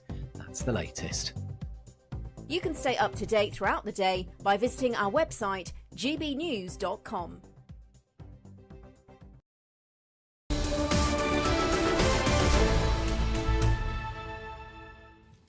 10:36, Ben and Bev with you on Britain's Newsroom, only on GB News. Hope you're doing well this morning after the football last night. I know some of you don't care, but also, you know, there's been some grim news. I keep talking about it. This week's going to be great. I'm feeling good. Good vibes ahead. We've got a good summer ahead. And, yeah, I don't think we should focus too much on the darkness in the world at the moment. And the Olympics in a couple of weeks. In fact, there's just Yes. been some breaking footage of the Australian swim team arriving in Australia, and we're going to discuss it in the next hour, why Ben and I are completely wound up about it. You've got to keep watching for that. Right, the King and Queen have arrived in the Channel Islands ahead of a tour of both Guernsey and Jersey, the first visit to the islands by a sitting monarch since 2005. Yes, meanwhile, Catherine, the Princess of Wales, she wowed crowds at Wimbledon yesterday as she presented the male singles trophy in what was her only second appearance, actually, since she was diagnosed with cancer. So joining us now is GB News' royal correspondent Cameron Walker. Start with this visit then, with Charles and Camilla. That sounds significant, actually. Yeah, I mean, the UK may not be getting a bank holiday because after the Euros lost, but Jersey and Guernsey are getting a bank holiday because the King and Queen are visiting. The Crown dependencies have not part of the United Kingdom, have their own governments, but the King is still head of state in both bailiwicks. And it's, you know, the relationship between the monarchy and the Channel Islands dates back hundreds and hundreds of years, back to 1106. But it is fairly significant because it's the first time, as you said, of a sitting monarch since 2005. Charles and Camilla haven't visited since the Diamond Jubilee of Elizabeth II back in 2012. So that just shows it's not actually very often that these places get a visit from a monarch. And it is one of those places which, of course, is not part, as I said, not part of the United Kingdom. But they are big monarchists. They really love the royal family. And, of course, very similar to the United Kingdom, everything revolves around the monarchy. They've got a, you know, States Assembly, which the King will be visiting later on today, a royal court, you know, royal crests on every kind of official government seat that they have. So I think it's going to be an incredibly special time for those there.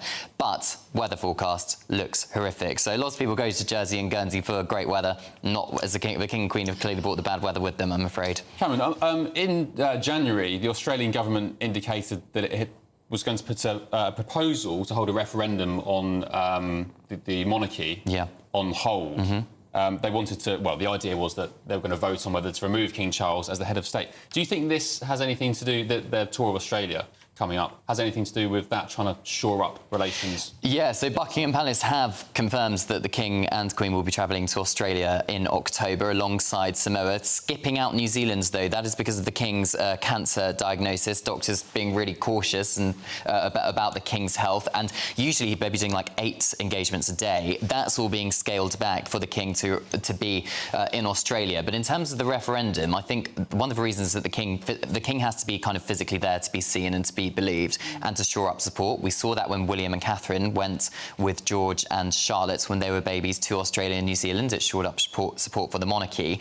But as you say, they've shelved plans for this referendum back in January. So I think even if the King couldn't go this year because of his cancer diagnosis, I don't think any republic in Australia would have been imminent because of the Australian government's decision. But it will be a chance, I think, I'm afraid, for a lot of protests for Australian people. We know already that there are Republican protests planned for October for when the King and Queen visits, but as they always do, they're going to completely ignore it, as in the King and Queen, and, you know, speak to people who want to speak to them and celebrate what it means to be the Australian head of state. New pictures have been released this morning by the government of the King and Queen wearing the Australian and New Zealand insignia inside Buckingham Palace.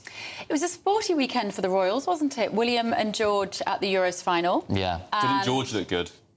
Did he? Do you think? What, did he have a little suit on? He had a suit on in the royal box areas. Very dapper. I said to my wife, I said, oh, George, he's a good-looking kid. Honestly. You see, it's a bit strange, though, isn't it, how Very the royals... smart. Yeah, it is smart, but I don't know how they get these children into these clothes. Some of the clothes that they wear, it's just all so sort of grown up, isn't it? Well, that's what people were saying online last night. Why can't George just wear an England top? Yeah. Yeah, there's been a lot of criticism, actually, that Prince George isn't allowed to wear an England top. I mean, sometimes when he goes to Aston Villa with his father, which is obviously a team which Prince William supports, he does wear, like, an Aston Villa scarf, but he also tends to be wearing a suit as well. If you're in the royal box, you've got to wear a suit and tie. That's just kind of how it goes. He's also future king. The King of Spain was also clearly in the stadium yesterday, probably left a lot more happy than Prince William did, but he was also wearing a suit. So it's just kind of by the by. I think when you are, OK, Prince George is 10, but he is future king and he is in the royal box. So I'm sure he gets to wear football kit at some point. Yeah. Time for the rest exactly. of your life. And of course, Catherine looking radiant as she loves tennis, doesn't she? Yeah. I kind of suspected if she's going to make an appearance this summer,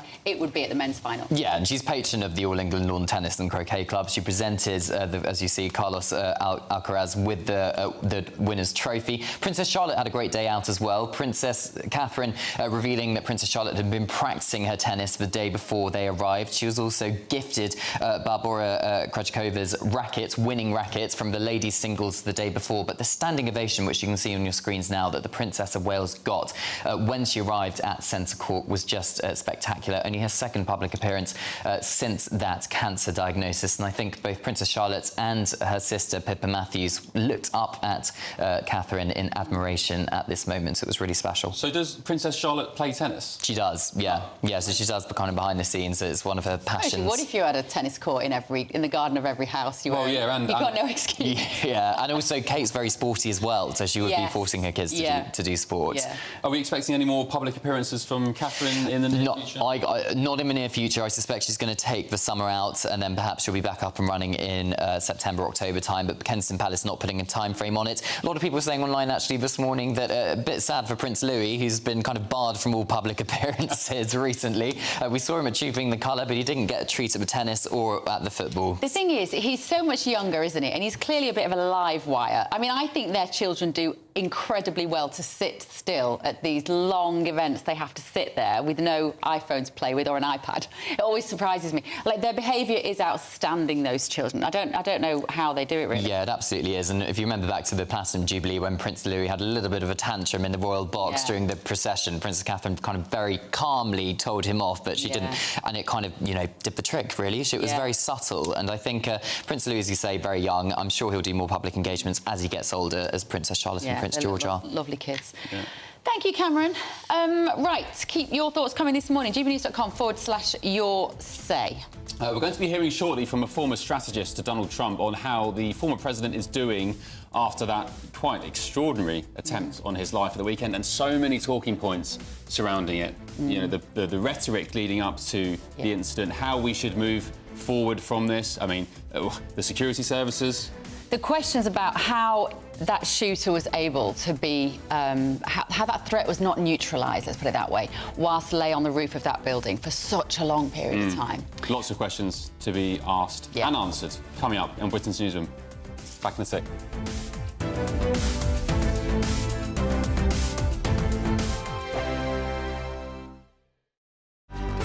Good afternoon, Britain. Your lunchtime update on the stories that matter across the UK. From breaking news and insightful analysis, inspiring stories and lively debates. You're comparing yourself to a former Prime Minister. Which is it? Stay informed, stay updated, stay entertained. I just don't know how anyone would not want to be there. Every weekday from midday. We are Good Afternoon Britain, only on GB News. Britain's news channel. Good afternoon, Britain. Weekdays from midday. No one wants their child to be a fussy eater.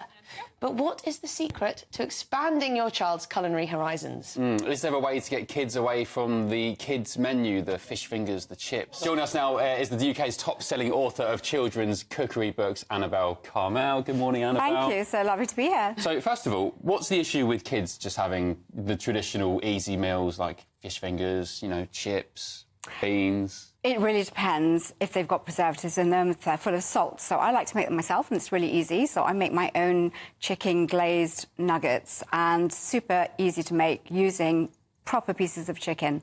You can cook them in the air fryer now, which is absolutely brilliant, so you need to fry them. And I think that it's really important that children grow up loving good food, because they make their minds up by the age of 5 what they like and what they don't like, and it's quite difficult to change their minds after that.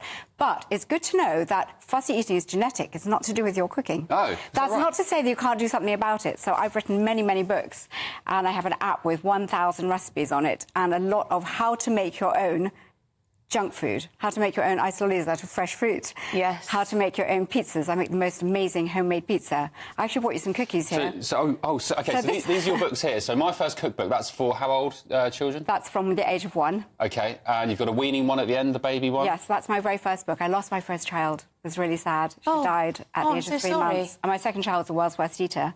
And I wrote that book as my legacy to Natasha, never thinking that it would start a whole career. Oh, bless you. It sold millions of copies and it's still popular. Is it quite pivotal and important that you introduce kids to the weaning stage, or, you know, how important? It's very important because the processed weaning food in pouches or jars, it's heated, so a lot of the vitamins aren't there anymore, so making your own is so easy and much cheaper. GB News, the People's Channel.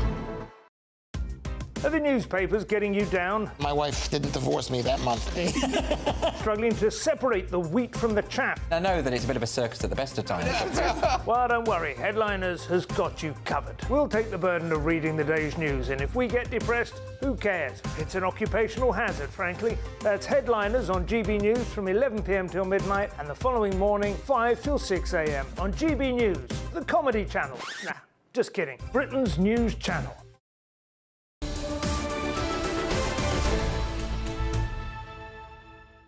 10:46 is Britain's Newsroom on GB News with me, Beth Turner, and Ben Leah. Very good morning to you. Now, former US President Donald Trump has spoken out after yesterday's attempted assassination on his life as he called for unity, claiming God alone saved his life. Joe Biden also urged for America to lower the temperature after the Trump shooting. Disagreement is inevitable in American democracy. It's part of human nature. But politics must never be a literal battlefield, or God forbid, a killing field. I believe politics ought to be an arena for peaceful debate, to pursue justice, to make decisions guided by the Declaration of Independence and our Constitution. We stand for an America, not of extremism and fury, but of decency and grace. We're joined now by former Deputy Assistant to Donald Trump, Dr. Sebastian Gorka. Good morning to you, Doctor. Thanks for joining us. First of all, on Joe Biden, I mean, you just saw that clip there. It's a bit rich, isn't it, of the president to be talking in those terms, when it was only last week he was saying that he needed to put Donald Trump in a bullseye. He was referring to MAGA supporters, Republicans, as a threat to democracy, and so on and so on. Yeah, good morning. It's a bloody outrage. We have the current incumbent, an individual who has labelled half the nation as so-called MAGA extremists, and then his lackeys in the mainstream media and his Democrat colleagues in Congress repeatedly used the phrase threat to describe a re-election of my former boss, President Trump. They've compared him to Hitler. They've talked about the threat to democracy. And then now they're surprised that this occurred. I wrote a piece that was published yesterday in Breitbart, where I said nobody should be surprised that this occurred. When you demonize the leader of the opposition, when you dehumanize tens of millions of Americans, what do you think is going to happen? You think people are just going to sit there and not be radicalized? So the death of that firefighter protecting his wife and his children, the two other critically injured Trump supporters, that blood is on the hands of the Biden administration, the Democrats, and the mainstream media, who have just increased radicalism throughout their use of this inflammatory language. To what extent, Seb, do you also think the blood is on the hands of the Secret Service and the protection detail that should have been there for Donald Trump? There's some remarkable footage online now from all sorts of different angles showing quite how long the shooter had to gain aim and to take the shot, with members of the public pointing and shouting to the police, there's a guy on the roof with a gun. You know, it seems implausible that a 20-year-old could beat the American Secret Service. Yeah, it's an utter shambles. It was a catastrophic failure of the Secret Service. That this individual managed to get on a building within 150 yards of the principal of the president that had no security on the building. It just beggars belief. And then that iconic photograph you're showing right now, I mean, God bless the president for what he did, but his head should not be visible. His torso should not be visible. The Secret Service, if you look at the footage of the Reagan assassination attempt in 1981, the president was immediately covered by the Secret Service and literally catapulted into the beast, into the armored vehicle to keep him safe. These amateurs kept the president in the kill box for far too long, stationary, and then these diminutive female Secret Service agents couldn't physically cover his body. The president's almost as big as I am, right? He's 6'3", and you need to have somebody as large as the principal to cover your body with to catch the extra bullets. In the British terminology, we call the PSDs, the personal security detail, bullet catchers, literally bullet catchers. Your job is to catch other bullets if there's a secondary shooter or a follow-up string of firing from the original one. And then there's these little women who are playing with their sunglasses, and it beggars belief. It's true, an utter failure for the Secret Service. I think sort of what you're slightly alluding to there is actually that there's been a lot of preoccupation with the Secret Service, with their diversity, equity and inclusion procedures. Yeah. There's been a lot of talk about that on their social media. We're seeing, I'm not saying that women can't do that job well, but I guess what you're saying is in that situation, when you are right in the line of fire, quite literally, you need the biggest, tallest, strongest blokes around you. And if you have to be wrestled to the ground, then they're going to wrestle you to the ground.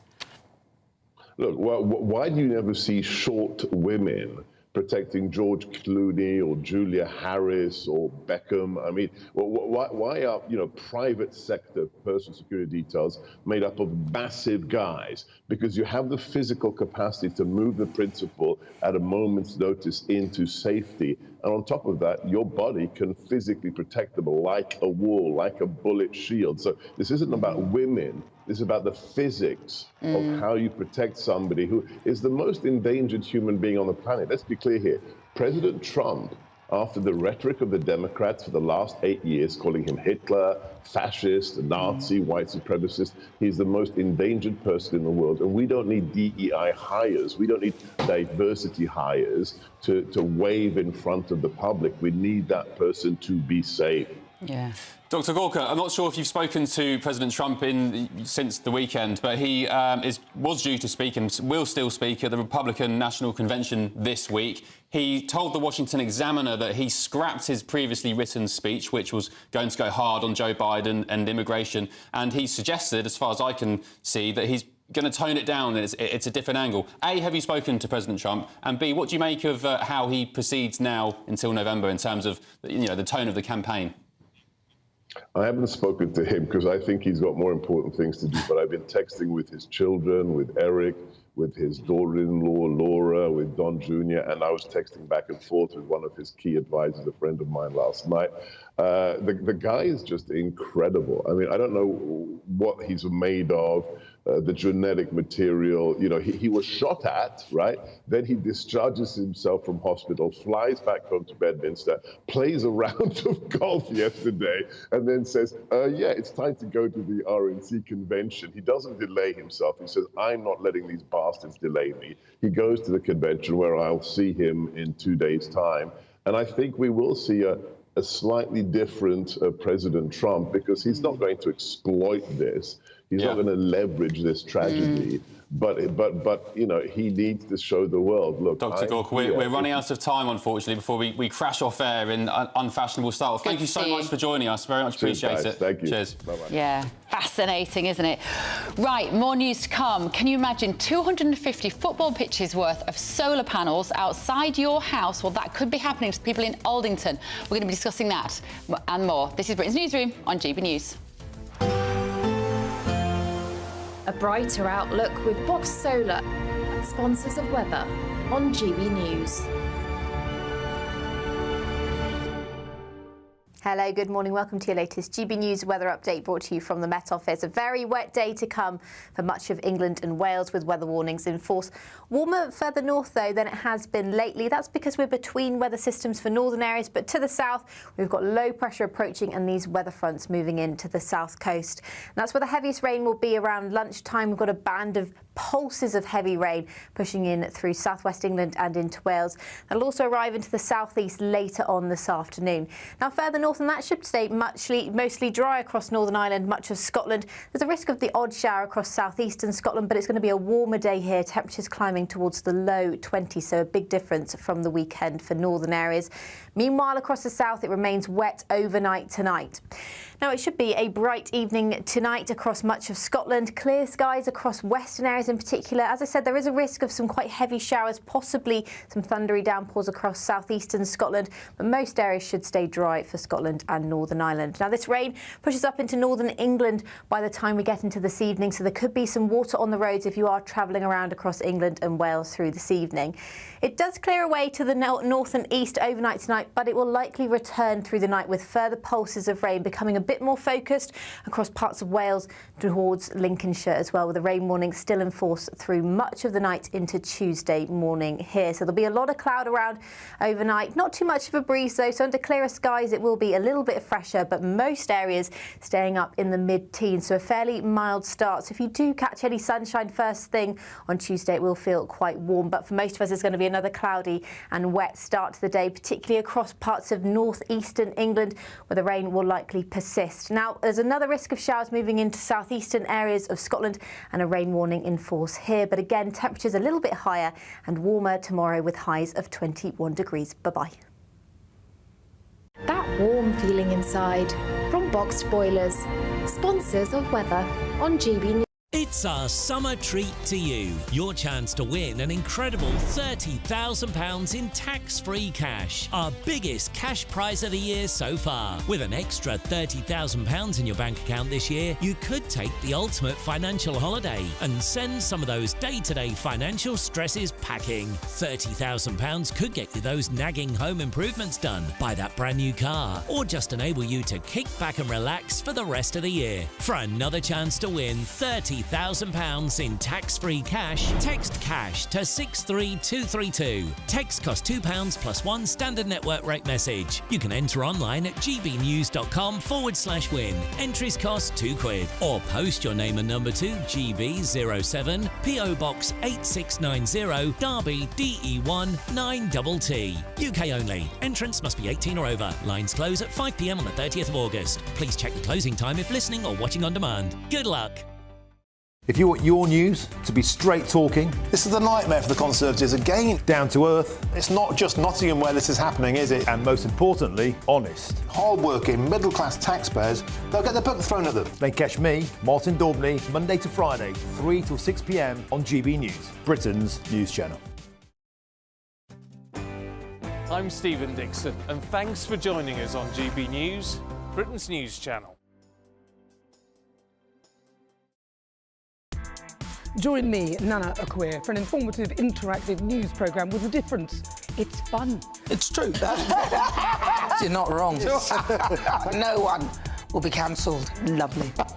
Join me from 3 p.m. every weekend, only on GB News, Britain's news channel. I'm Mark Dolan, and this is GB News, the People's Channel, Britain's news channel. Hi there, I'm Michelle Dewberry, and I'm going to take a second to tell you all about my show, Dubes & Co. We start off with the issues of the day. We then bring in both sides of the argument. We get rid of the disrespect, and then you throw me into the mix. And trust me, I'll tell it exactly how it is. And then, of course, the magic ingredient, you at home. We mix it all together, and what have we got? In my opinion, the best debate show in town. Monday to Friday, 6 till 7 on GB News, Britain's news channel. I'm Patrick Christie's. Every weeknight from 9, I bring you 2 hours of unmissable, explosive debate and headline-grabbing interviews. What impact has that had? We got death threats and the bomb threat and so on. As time passes, she could have said stump. You made my argument for me. My guests and I tackle the issues that really matter with a sharp take on every story. Went everywhere. Something practical could be done. Or I can become something different. Patrick Christie's tonight from 9 p.m. only on GB News, Britain's news channel.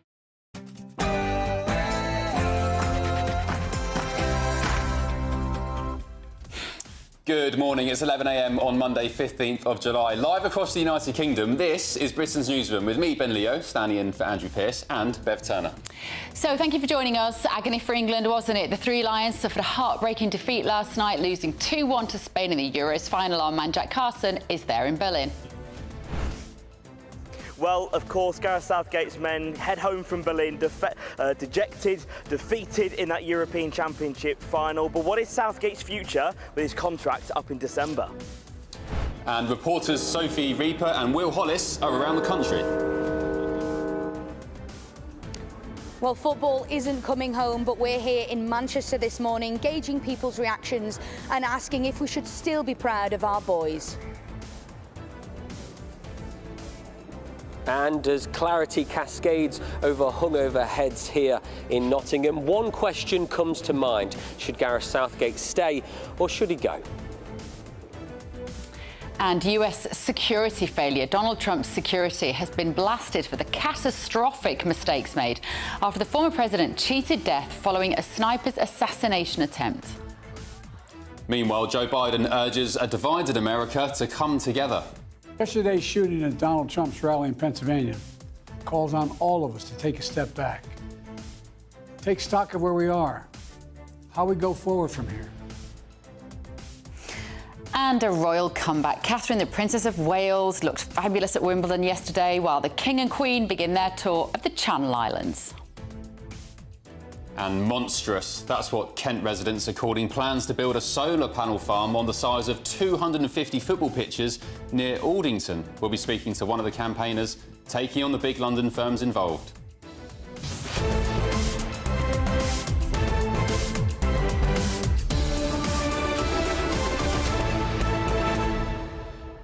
Get used to this. Solar panel estates all over the country, taking over your farmland. Labour are very excited about it. And isn't it ironic, you know, wind farms, solar panels, it's all green and, you know, saving the world, yet Scotland felled 14 million trees to erect solar panels and wind farms. It's ridiculous. And, you know, there are local communities who are putting up a fight. As I say, we're going to talk to one of them in just a little while. gbnews.com/your say to let us know your thoughts this morning. First, though, the very latest news with Ray.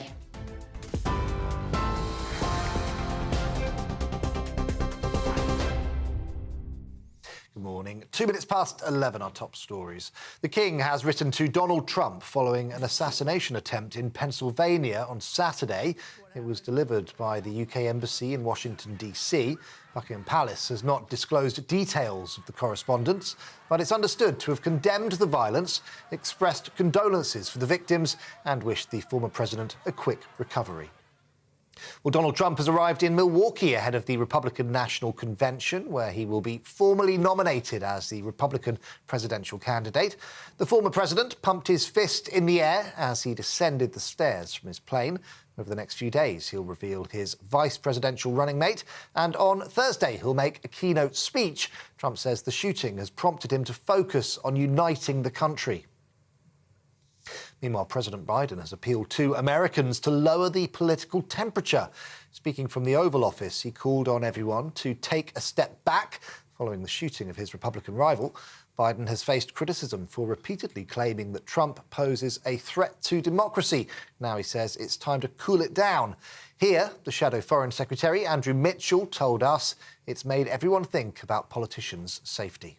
President Biden put it very well from the Oval Office when he talked about the coarsening of debate and the fact that we need to have a very close look at how we conduct our politics. And I hope that on the back of the elections that we've just been through here, where candidates of all parties, particularly women, suffered the most appalling acts of abuse and were often put in very frightening positions. I hope that very much that we can have a sort of national debate now about how we clean that up. A man charged with 2 counts of murder after human remains were found in 2 suitcases in Bristol is due to appear in court. Justin Andres Mosquera is accused of killing 62-year-old Albert Alfonso and 71-year-old Paul Longworth, who had previously been in a relationship. Police say the suspect had been staying with them at their flat in London's Shepherd's Bush, where more remains were found. The 34-year-old will appear at Wimbledon Magistrates Court. Police are scouring a farm in Hertfordshire for the remains of a woman who was murdered in 1969. Muriel McKay was kidnapped and held for ransom when she was mistaken for the then-wife of media mogul Rupert Murdoch. Brothers Arthur and Nizamuddin Hossein demanded £1 million. They were convicted of her kidnap and murder, but her body has never been found. The England team will arrive back in the UK today following their 2-1 defeat to Spain in the Euros final. Many fans say they're disappointed with Gareth Southgate's management style, but he says now is not the time to decide his future. Southgate has praised his players but says Spain did deserve to win. Our players have been incredible. They've given everybody some incredible nights. They couldn't have given any more in terms of their effort, their desire, their character. Tonight we fell short. We didn't keep the ball well enough, but the players have pushed it till the 85th minute of the final game. They've been incredible, really. Well, there's been a mixed reaction from England fans. These supporters in Newcastle spoke after the game. A bit gutted, but I kind of expected it. I tried to manifest that we would win, but under the management that we're currently in, I kind of knew this was going to happen. Do you know what I mean? The way I think about it, Southgate didn't make subs earlier, but he made the right subs this time, but it just didn't come across. I reckon he'll retire this time. Different manager, different team, will come across better. I think you should stay. You've done really well, mate. Right? Regardless of everything, you've done fantastic. Thank you very much, pal. Keep it up. I hope you stay.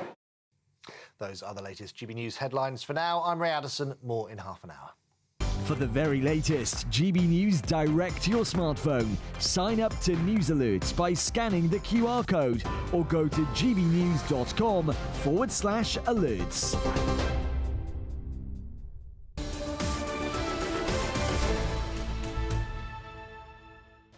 Welcome back to Britain's Newsroom, live across the UK on GB News with me, Bev Turner, and Ben Leo here, while Andrew Pearce is on holiday. Very good. Morning to you as well. Now, we've been bringing you all reaction from the game last night. England's heartbreaking loss to Spain as they they suffered a 2-1 defeat, didn't they? The last gasp, 86th minute goal, which dashed the hopes of the Three Lions. And while football may not be coming home for now, I guess the team did do us proud. I guess. But with manager Gareth Southgate's contract running out at the end of the year, is it time for him to step aside? Well, joining us now is GB News' North West reporter Sophie Reaper and GB News' East Midlands reporter Will Hollis to just, I think, react a little bit to the mood down there on the British streets this morning. Sophie, have you come across anybody with particularly sore heads?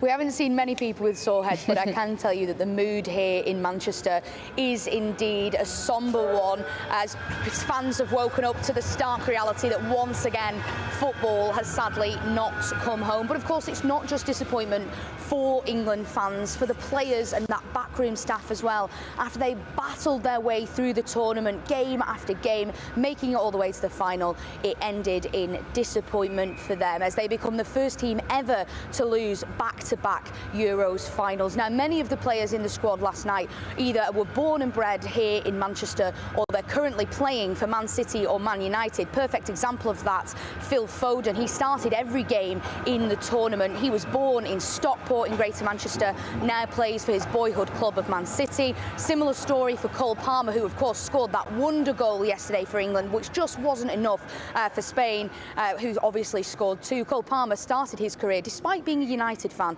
he started his career in the City under-8s academy, working his way up. He of course now plays for Chelsea, so major heartbreak for both fan and player alike. Now, some people who won't be disappointed this morning, though, are, of course, the Spanish. Now, rather serendipitously, we bumped into a Spanish family here in Manchester, of all places, this morning, and they reacted with me on how they're feeling this morning after that amazing Euros win for them. Well, we loved it. We think we deserve to win the European Football Cup, and we are really sorry for England. They did a great match, much better than the previous matches. So it was very tough for Spain to play against England, and it was a wonderful tournament for Spain. And I'm guessing, are these your two sons? Yes. Are they very happy as well? They are football fans. Very happy with the football result last night? Yeah, very happy. Yes. Did you think Spain deserved to win?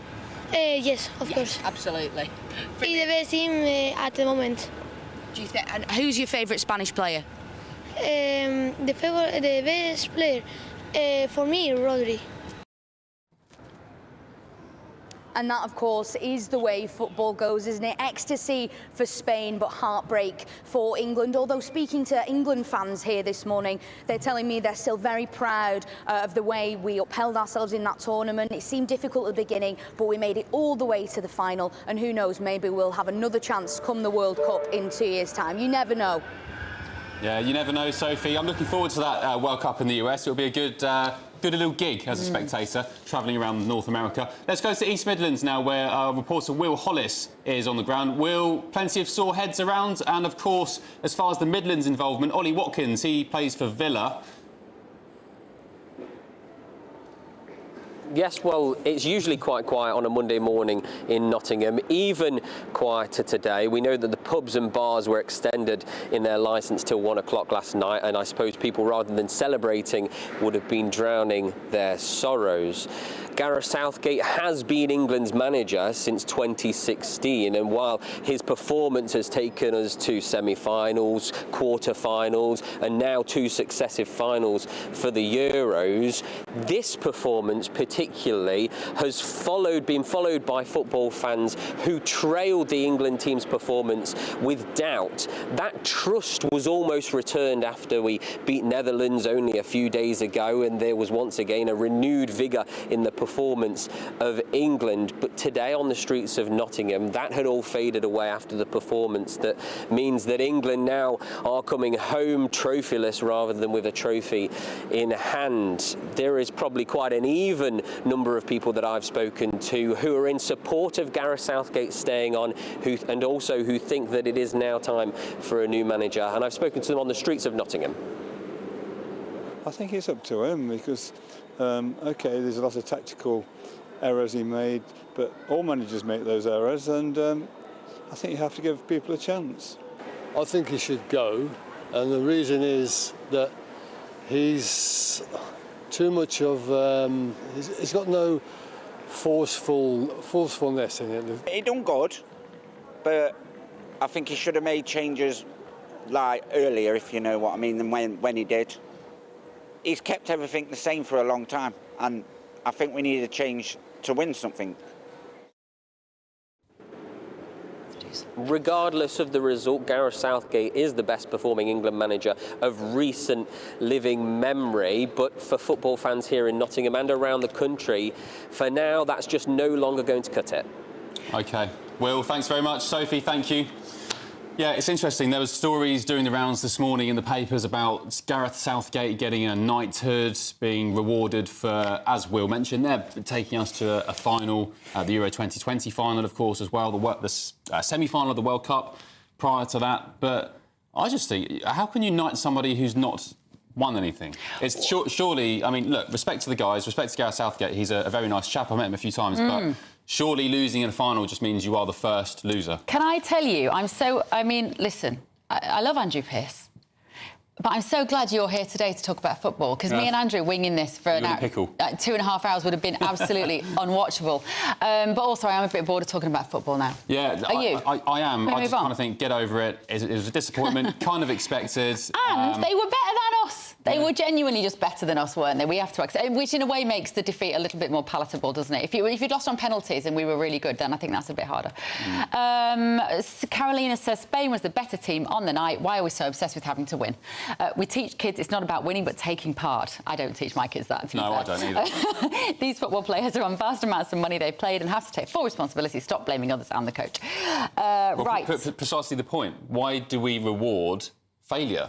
Yes, they've done very well. There's a vast improvement on the England teams of, yesteryear, but we still lost. We didn't win. So why should Gareth Southgate, as talented and as respectable and nice a guy he is, get a knighthood? It just doesn't make sense. Right, we've got a really interesting story coming up about a massive solar estate. I refuse to use the word solar farm about these monstrosities. We're going to be talking to one community who are trying to push back on it. And the Australian swimming team have arrived in Paris for the Olympics, and it's got me and Ben a little bit irate. Riled. Don't go anywhere. This is Britain's Newsroom on GB News.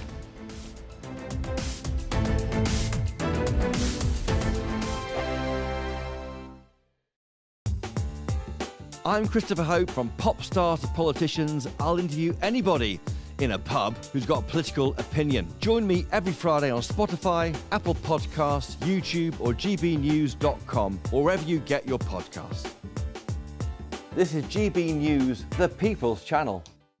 If you want your news to be straight talking, this is a nightmare for the Conservatives again. Down to earth. It's not just Nottingham where this is happening, is it? And most importantly, honest. Hard-working, middle-class taxpayers, they'll get their book thrown at them. They catch me, Martin Daubney, Monday to Friday, 3 till 6 p.m. on GB News, Britain's news channel. This is GB News, Britain's news channel. In World War I, 309 men from Britain and the Commonwealth never came home because they'd been shot at dawn. The majority were killed for desertion, cowardice and sleeping at post. Appearing at their court-martials and told they'd brought shame on their country, these men had no opportunity to defend themselves and were executed by a firing squad. The National Memorial Arboretum launched a fundraising campaign to restore the memorial, which has stood for more than 20 years. Thank you to your viewers for their support for the fundraising campaign, and thanks to the generosity of so many people, we've been able to replace all 309 of the posts that represent those young men that were shot in the First World War. Restoration of this really precious memorial. The centrepiece of the memorial is the young soldier, blindfolded and facing his execution. In September 1916, Private Harry Farr was ordered to the front. Already suffering from shell shock, he was overwhelmed and refused his orders. He was court-martialed, and in a trial lasting only 20 minutes, he was sentenced to death. On the day of his execution, he faced the firing squad without a blindfold. Janet Booth is Private Farr's granddaughter and was part of the public campaign to have those who were shot at dawn officially pardoned. When I asked my gran, do you know where I could find Harry's grave? And she looked at my mother and there was this sort of look between them, and then she said, well, he hasn't got a grave because they didn't warrant, he deserved one because he was shot as a coward and had let his country down. We can come here as a family and pay our respects to him, and also for all the other families, it's somewhere to come and remember their loved one. The People's Channel. Every Saturday, 10 till 12, we'll bring you all of the news that you need to know. We'll also remind you that there is so much to smile about. It's my favourite time of the week. I get to relax, enjoy some light-hearted stories, and let Ellie teach me about fashion too. That's Saturday Morning Live, every Saturday, 10 till 12. Only on GB News, Britain's news channel.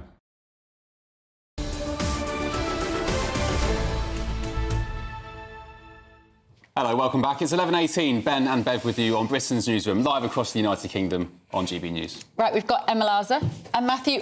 Emma Larzer. You're merging us. We've got, yeah. Good Lord. There's an announcement to make. That's a marriage. Congratulations. Matthew Larzer and Emma Wolf are with us. Thank you, guys. Now, listen. Pleasure. These images have just broken on social media. It's the Australian swimming team arriving in Paris ahead of the 2024 Olympics. Now, what do you notice, Ben Leo, about these perfectly healthy, wonderful, strapping human beings? They've been muzzled.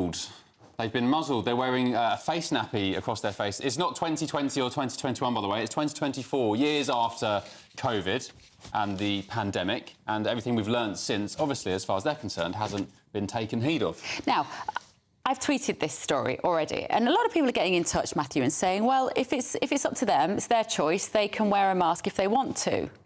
Are they right? Yeah, I mean, I think it is individual choice. And you are seeing more people just in everyday life wearing masks. Over the weekend, actually, I spotted a few people at various things were masking up. But it's obviously, it doesn't seem, I'm not sure if it is their individual choice because the entire team seems to be Exactly. But only the swimmers so far we've seen. We haven't seen the rest of the Australian athletes. One of the Australian producers in the break there said to me, oh, well, at least they'll be festooned with gold medals around with their masks as the Australian swimmers tend to sweep the board in the pool. But, I mean, I think it's got to remain individual choice. I don't feel the need to wear a mask, and I think it must be up to individuals, and blanket imposition, no more.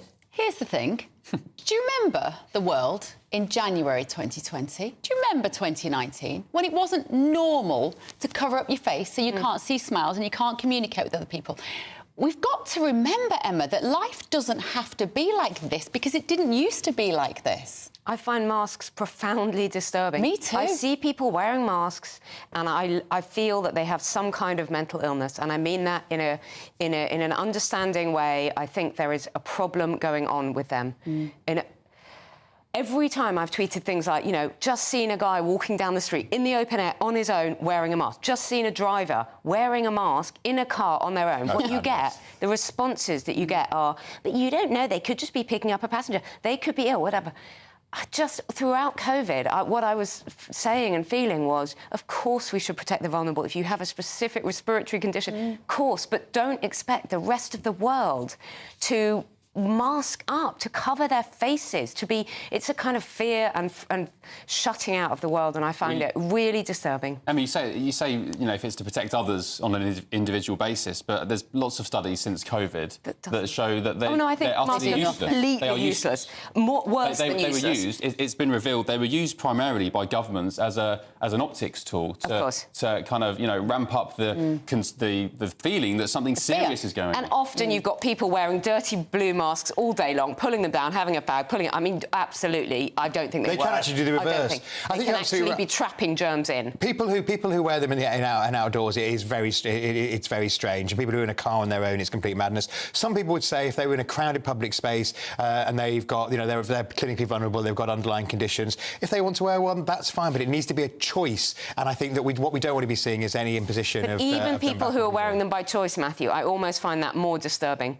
What is going on with them that they are so scared of the world? What are they shutting out? I see children, young children, you know, like teenage people who grew up during that period who now wear masks. Because it's kind of normalised, It's kind of normalised. I mean, I think some people... it's a really sad way to grow up. I think people, if they've got sort of serious conditions, if they're worried about their immune system, I mean, as you say, the evidence is pretty slim, frankly, non-existent. But you see, there were always people who had compromised immune systems. Those people always existed. Yeah. And flu always existed. And flu always existed. Yeah. And, you know, COVID was effectively flew with an amazing advertising campaign. The only people you ever used to see before 2020... Chinese people. Chinese and occasionally sort of Far Eastern tourists. That's right. And I don't that's because of the SARS epidemic, wasn't it? It got that ingrained. And I don't want to live in China. And I keep saying this. And people who say, well, it's their personal choice. And it is. And as somebody who is libertarian at heart, like, I do find it... my natural instinct is not to point at someone and say, you have to do this for me. I want people to live their life. You do you, and I'll do me. That's my answer. With your glasses, I spent most of 2020 in a fog. Every time you went into a shop... But we're not having enough conversations about what we lose if we normalise this. Teenagers I think we've lost so much. But look at the rates of anxiety and depression and anxiety disorders and other kinds of mental health issues amongst the young. That is no coincidence. There has been a marked spike since 2020 in young people. I mean, that's also to do with the online, you know, with the sort of addiction to smartphones and things. But I think the two go hand in hand, this shutting out the world, inability to interact with other people. I think young people are losing so much. There were between 3 and 5 million youngsters who grew up during COVID, my son being one, whose only experience with people outside their home were wearing masks and face nappies. Same. And now, because those children, those 3 to 5 million kids, are now far, far behind on their speech. Years behind on their speech. My own son, he's fine now, I think, but he was having speech therapy. I pushed back on that a little. My son was born during lockdown, literally in a lockdown hospital, in a central London lockdown hospital. And there is this whole thing about young people. I think, in a way, they were quite resilient. They didn't know anything else. Babies are very, very young. I'm not saying every child would have been subject to speech delays, but it is a fact. There were between 3 and 5 million children, far above previous rates prior to COVID, who are now were struggling with delayed speech. Yeah, but a lot of young children are also being diagnosed with ADHD, ADD, all of that. I think we're massively over-diagnosing a generation, just in general. I mean, yeah, I think I'm sort of with both of you. The bottom line is your baby was born into a house where you weren't wearing masks. All you do is talk. When all you do is talk. Yeah. And there were a lot of babies, like Ben says, who were born into that time, who had parents who were paranoid, who were wearing masks all the time. And our babies, including indoors, on early groups, never able to go and play with other children and stuff. So let's just not... I think what we did to that generation. Just broken as well is that the Tour de France have now mandated masks for anybody within the Tour that comes into contact with an athlete. I just want to remind people, we didn't used to live like this. And we just make this mistake. Getting ill is actually part of the human experience. I mean, it's part of what your body needs in terms of and it's picking part of building up your immunity. But Bev, you make a really, really good point, which is it's also about common courtesy. If you were really ill, don't go to a press conference and talk to an elite athlete. You know, like which you should never have done even before 2020. Absolutely, COVID but we is forget only that. a glorified form of, you know, sometimes a very severe form of flu. And you would say, I'm actually really ill. I don't want to spread germs. Or you would ring up and say, I'm not well. I'm not going to come into the office. And that was called having a sick day because you were off sick. Yeah, the brainwashing was so intense. It's easy to forget how we used to live. COVID isn't like an antisocial thing that you're imposing on other people. If you're poorly, stay home. And it's also this idea that you own a virus, like you own that. We didn't used to think that. We just used to thought illness was just illness. It wasn't like you've got that. Well, you say, don't give me a hug, I've got a cold. I don't want to give you my cold. Right, let's move on. Do you want to do MPs subject to abuse, just to cheer ourselves up? So Stella Creasy is the Labour MP for Walthamstow, who I've known from. We started working TV on the same day together, Stella and I, at ITV. Anyway, so Stella's a pretty resilient character, and she's out there with her campaigns. But she was called a child killer in front of her young daughter by an anti-abortion campaigner, and the police have told her that she should just accept street harassment as part of her job. And this comes the day after the government's advisor on political violence, who's a former Labour MP who served on the Tories in that role, has written to the Home Secretary about the scenes we saw in the election, particularly with the anti-Gaza independents who caused a lot of problems. We saw people complaining about that. Their counts across the country. So pretty grim for the Met just to say, put up with being shouted at as a child killer in front of your kids. Just on the Gaza candidates, I mean, it's quite ironic. People like Jonathan Ashworth, who, while still in his seat, would say there's no problem with sectarianism in this country. There's absolutely no problem. And then yet, a couple of days ago, maybe at the weekend, he's complaining about how he's hounded down the street and lost his seat because of, you know... Yeah, I think certainly it's increased awareness, that there was clearly kind of, sectarian or kind of en masse block voting, as it were, going on, and people's tactics were pretty grim. And we had Jess Phillips, we saw was almost in tears, and another pretty robust character on election night. People the campaigners having their time slashed. Again, with Jess, respect to her, she can't even call it out and identify them, and she's still yet to do that. Well, I mean, I think it's pretty obvious. I mean, she's probably not trying not to stoke tensions, but I mean, it's one of the things is that people who volunteer in politics as well. Lots of people just give up. All parties give up their Saturday afternoons to go and deliver leaflets, knock on doors, and they're now getting this level of abuse in the streets, and that's not fair. It's tough. It comes with the job. It's tough. I think there's a balance. I think being called a child killer is No, because what worries me about this, you've got the likes of Stella Creasy saying, it's not fair, I shouldn't be spoken to like this. Well, get used to it, because then they'll come for GBNews, that we can't talk like this. She wasn't abused, she wasn't assaulted, she had words spoken to her which were unkind and aggressive, but that is just words. And it's not just on the left. Look at Nigel Farage having actual concrete blocks hurled at him. I was about to say, yeah. The abuse, the online... I mean, I think that standards have massively declined in what people think it's OK to do. So I think public standards online, but also in real life. Look at what people like Lee Anderson put up with, the thousands and thousands of messages. Same for Diane Abbott. It's on the left and it's on the right. Yeah, absolutely, totally. Look at Donald Trump being shot at. What is going on? I remember Seems to be we need to tone the rhetoric down. The ability to disagree. You don't do that, though, by police officers arresting people for saying something cruel.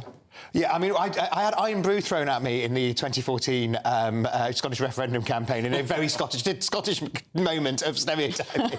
Literally, with Ed Miliband, they were kind of people off-camera, people flicking iron brew at us. Mars bar or something. But not everybody's going to agree with you, That's get over right. it. And some people are going to say hurty words like child killer. Of course it's deeply unpleasant. I do find it kind of hypocritical. I remember interviewing Nigel Farage when I worked at my local paper, maybe 15 years ago, my local newspaper, and he was getting death threats. He had security then, and we had far-left agitators chasing his family out of pubs, his young kids at the time. Nobody batted an eyelid then. Nobody cared about Nigel Farage. Well, I think whoever it applies to, I think we shouldn't have harassment of politicians, but we should have fierce and vigorous debate. We should. Right, a quarter of the workforce are going to find a new job in the next 6 months, Emma. Hopefully. None of us. Hopefully not us.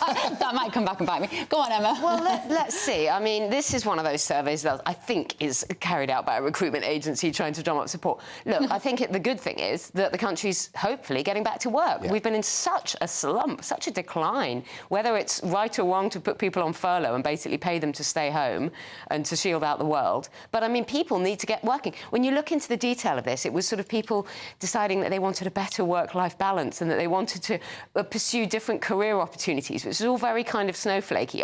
In my day, you get a job and you'd work hard for your employer. It wasn't about you, it was about working hard for your employer. Just 10 seconds, yeah, brief. but getting Britain back to work, and it's one of the things that the government did in the first week. Liz Kendall set out a plan to get Britain back to work because we need more people to get back into work who aren't in work, never mind those in work changing jobs. Even if you're at work and people say mean words to you, you still got to go in. You would never say mean words to me, though, Bev, even about my collar. I would never.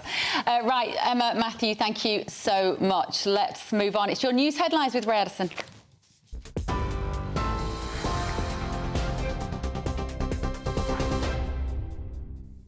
Thanks, guys. 11:30. The King has written to Donald Trump following an assassination attempt in Pennsylvania on Saturday. The message was delivered by the UK Embassy in Washington, D.C. Buckingham Palace has not disclosed the details of the correspondence, but it's understood to have condemned the violence, expressed condolences for the victims, and wished the former president a quick recovery. Donald Trump has arrived in Milwaukee ahead of the Republican National Convention there, where he'll be formally nominated as the Republican presidential candidate. Over the next few days, he'll reveal his vice presidential running mate and on Thursday make a keynote speech. Trump says the shooting has prompted him to focus on uniting the country. President Biden has appealed to Americans to lower the political temperature following the assassination attempt. Speaking from the Oval Office, he called on everyone to take a step back.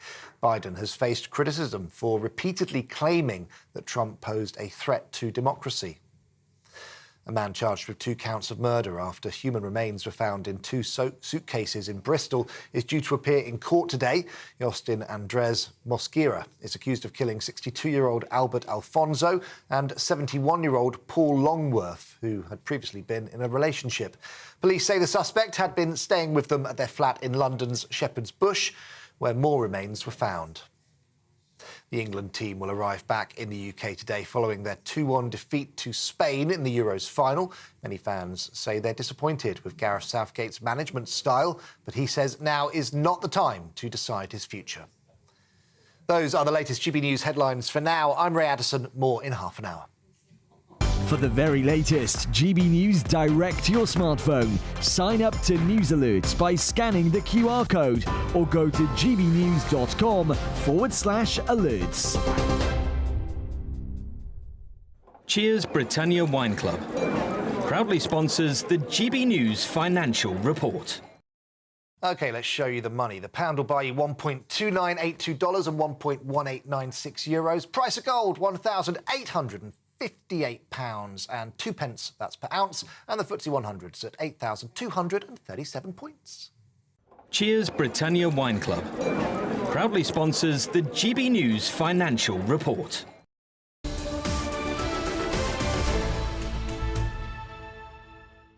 Up at noon, good afternoon, Britain, with Tom and Emily. Good morning to you both. Good morning. What's on the show today? Good morning. Is nasty rhetoric to blame for this attempted assassination on Trump? It's a tricky one, isn't it? Nigel Farage has come out swinging in his column in The Telegraph saying that it is to blame.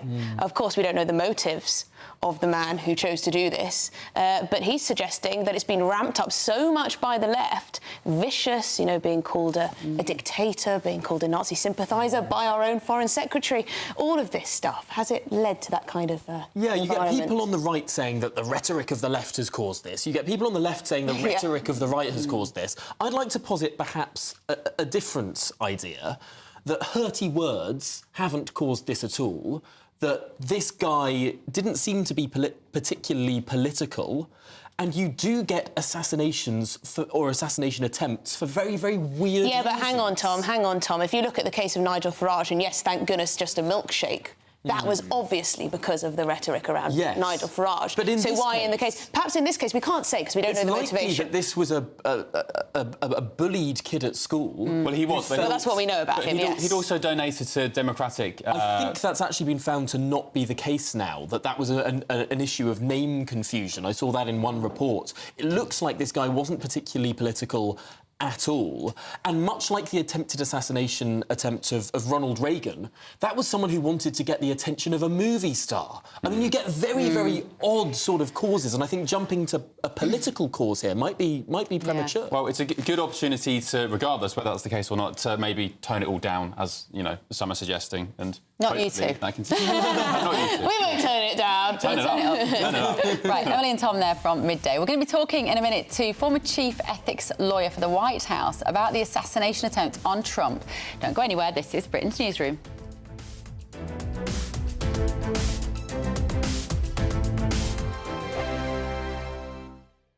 Hello, good morning. Welcome to your latest GB News weather update brought to you from the Met Office. A very wet day to come for much of England and Wales with weather warnings in force. Warmer further north, though, than it has been lately. That's because we're between weather systems for northern areas, but to the south, we've got low pressure approaching and these weather fronts moving into the south coast. And that's where the heaviest rain will be around lunchtime. We've got a band of pulses of heavy rain pushing in through southwest England and into Wales. That'll also arrive into the southeast later on this afternoon. Now further north, and that should stay mostly dry across Northern Ireland, much of Scotland. There's a risk of the odd shower across southeastern Scotland, but it's going to be a warmer day here. Temperatures climbing towards the low 20s, so a big difference from the weekend for northern areas. Meanwhile, across the south, it remains wet overnight tonight. Now, it should be a bright evening tonight across much of Scotland. Clear skies across western areas in particular. As I said, there is a risk of some quite heavy showers, possibly some thundery downpours across southeastern Scotland, but most areas should stay dry for Scotland and Northern Ireland. Now, this rain pushes up into northern England by the time we get into this evening, so there could be some water on the roads if you are travelling around across England and Wales through this evening. It does clear away to the north and east overnight tonight, but it will likely return through the night with further pulses of rain becoming a bit more focused across parts of Wales towards Lincolnshire as well, with the rain warning still in force through much of the night into Tuesday morning here. So there'll be a lot of cloud around overnight. Not too much of a breeze though, so under clearer skies it will be a little bit fresher, but most areas staying up in the mid-teens, so a fairly mild start. So if you do catch any sunshine first thing on Tuesday, it will feel quite warm, but for most of us it's going to be another cloudy and wet start to the day, particularly across parts of northeastern England where the rain will likely persist. Now, there's another risk of showers moving into southeastern areas of Scotland and a rain warning in force here, but again, temperatures a little bit higher and warmer tomorrow with highs of 21 degrees. Bye-bye. Join me, Nana Akweer, for an informative, interactive news programme with a difference. It's fun. It's true. You're not wrong. No one will be cancelled. Lovely. Join me from 3 p.m. every weekend, only on GB News, Britain's news channel. Every Saturday, 10 till 12, we'll bring you all of the news that you need to know. We'll also remind you that there is so much to smile about. It's my favourite time of the week. I get to relax, enjoy some light-hearted stories, and let Ellie teach me about fashion too. That's Saturday Morning Live, every Saturday, 10 till 12. Only on GB News, Britain's news channel. We're proud to be GB News, the People's Channel. And as you know, we always love to hear your views. Now, there's a new way of getting in touch with us at gbnews.com/yoursay. By commenting, you can be part of a live conversation and join our GB News community. You can even talk to me, Bev Turner, or any of the members of the GB News family.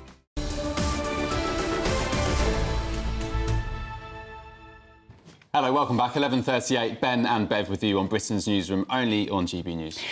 So, as you probably know by now, former US Donald Trump escaped an assassination attempt last night. He's now spoken out, and he's on his life as he called for unity, claiming that God alone saved him. But, I mean, lots of questions, the least being what went wrong. How could the gunman be allowed to get so close to Donald Trump and fire off those shots? So joining us now is Richard Painter, the chief ethics lawyer during George W. Bush's administration across the pond. Good morning to you. Thank you for joining us, Richard. First of all, this has opened up a Pandora's box of all sorts of questions about the Secret Service, the security detail.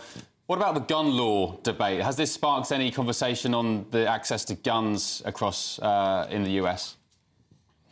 Well, I would hope so, because one of the reasons the security was so terrible here is that the Secret Service and other law enforcement agencies didn't take care to make sure that there was no opportunity for someone with a long-range rifle to be able to shoot at the stage where the former president was. And here was this building that, yes, was outside the Secret Service perimeter on a rooftop. But clearly they should have had a Secret Service man or some other law enforcement officer up there instead of allowing the assassin to be there. And in the United States, just about anybody could obtain a semi-automatic weapon, a assault rifle of this type, very, very easily. And here, apparently, the assassin's his father bought the weapon. But indeed, he could have bought it himself, even though he's age 20. And in much of the United States, you have to be age 21 to buy a can of beer, but not an assault weapon. Our gun laws are extremely lax. And we've been talking about this issue for a long time, since President John F. Kennedy was assassinated in 1963. That's over 60 years ago. And we have made very, very little headway. All we have is a lot more guns out there. I think that Americans are really very tired of the gun violence, whether it's these school shootings, other mass shootings, or here political assassination attempts. It's a serious issue. We need to protect the right of law-abiding gun owners to have a gun. That's a constitutional right in the United States. But the complete lack of any regulation that's effective here for assault weapons, it's a big, big problem. Richard, Robert Kennedy Jr., who obviously wants to win as an independent presidential candidate, and now Donald Trump himself, have both been saying that they've been reaching out to Biden and beseeching him to give them more security detail because of this rhetoric and because the temperature has been running so high in American politics. Will this change things, do you think, for either of those men?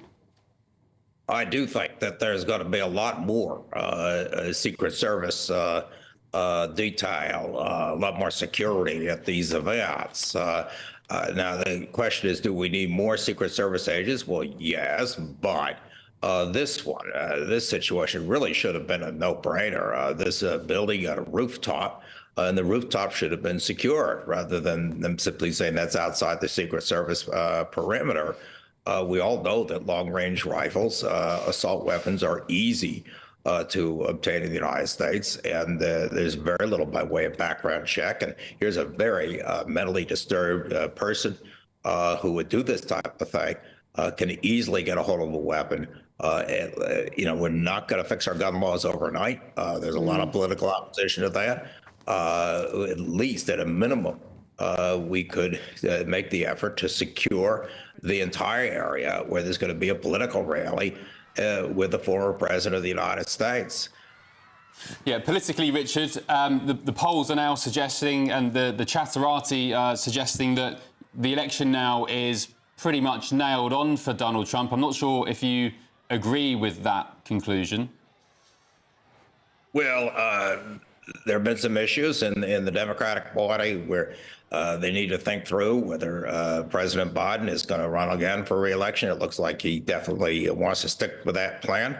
And we're going to see how the next debate goes.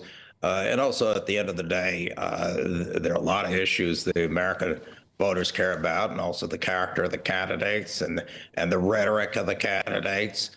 I think President Biden has a very good idea of trying to tone down the rhetoric. Now, let's just see if Donald Trump wants to do that or ratchet it up.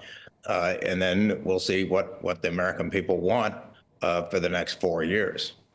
Do you see Biden as being forced or encouraged to step down before the election, Richard? I see that there's been some of that in the Democratic Party. But President Biden is quite intent on running. He has a lot of supporters in the Democratic Party. And then there's always the risk, if he were to step back, of a fight over who would be the successor. I mean, the vice president of the United States is the natural person to take over, certainly would take over if he were to resign in office. Yet there are other politicians, the governor of Michigan and others, who, of course, are eyeing the top spot on the ticket, either this time or in 2028. And so I'm not sure the Democrats want to go through that kind of a internal squabble really very, very shortly before an election. Yeah, Richard, you've got, I guess, Gavin Newsom, as you mentioned, the governor of California. But I went to San Francisco last year and I was, to say shocked is an understatement. So I'm not sure how he'd reflect across the entire nation. What about someone like Michelle Obama? Would that cause a serious cog in the works for the Trump campaign? Well, I don't think that type of a change last minute would appeal to voters. We elect a president or vice president, and if the president is incapacitated, then the vice president takes over. And so, I think the Democrats have the team they have, the president, who's done a very, very good job. In many ways, I don't agree with some of his policies, but he's been effective. He's just a lot older, and we have a vice president. And I think that they've basically, that's the ticket that won the election in 2020 and has won the primaries. And if President Biden were to change his mind, and they're I think running Kamala Harris is probably what they really need to do. When they haven't had a primary where people will look at the other candidates, and of course, running someone who has never held public office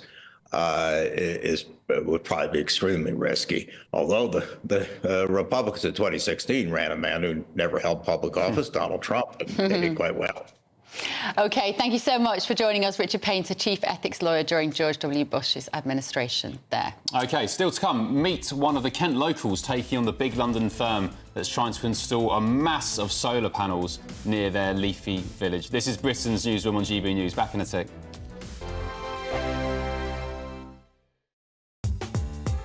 I'm Christopher Hope. From pop star to politicians, I'll interview anybody in a pub who's got a political opinion. Join me every Friday on Spotify, Apple Podcasts, YouTube or gbnews.com, or wherever you get your podcasts. This is GB News, the People's Channel. I'm Stephen Dixon, and thanks for joining us on GB News, Britain's news channel.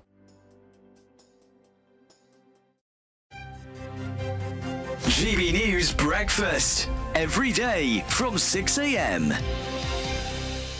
Question is... should our museums stay free for everyone and anyone, or should we be charging our tourists? So many of the artefacts are from around the world, stolen actually.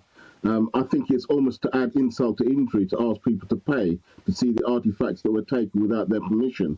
One of the things that the museum set itself up for is a kind of World Heritage where you can see the stuff they took from your country free of charge, because the British state's willing to do that. Is one of the reasons why we hold on to many of the artefacts from around the world instead of giving them back. I mean, that's a noble argument, Wayman, but none of the other countries in the world that also contain artefacts from all over the world indulge in that, do they? We still have to pay to see anything that's come from the UK that might be overseas?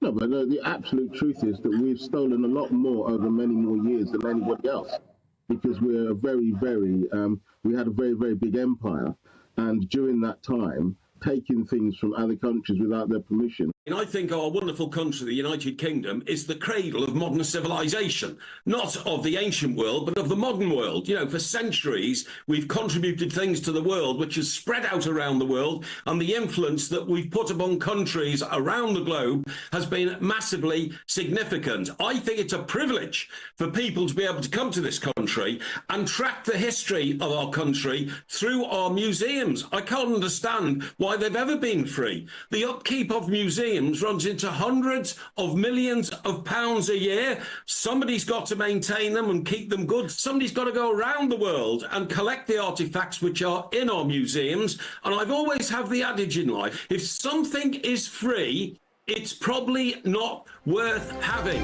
The People's Channel. I'm Mark Dolan, and this is GB News, the People's Channel, Britain's news channel.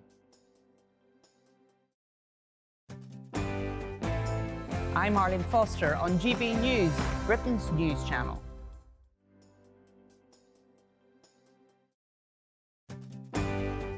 I'm Simon Evans, and this is GB News, Britain's news channel.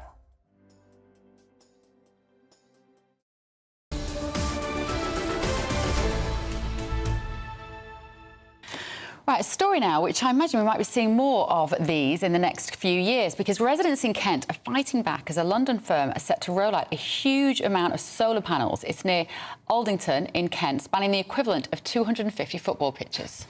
Right, so imagine having to live next to that, and they're not alone either. More and more energy firms are striking similar deals with councils as the country tries to meet the net zero emissions target by 2050. So let's talk now to campaigner Jonathan Tennant from Aldington and Mersham Support Group. Thank you so much for joining us, Jonathan. Right, give us a little bit of backstory about this. What is the situation and what are you campaigning about?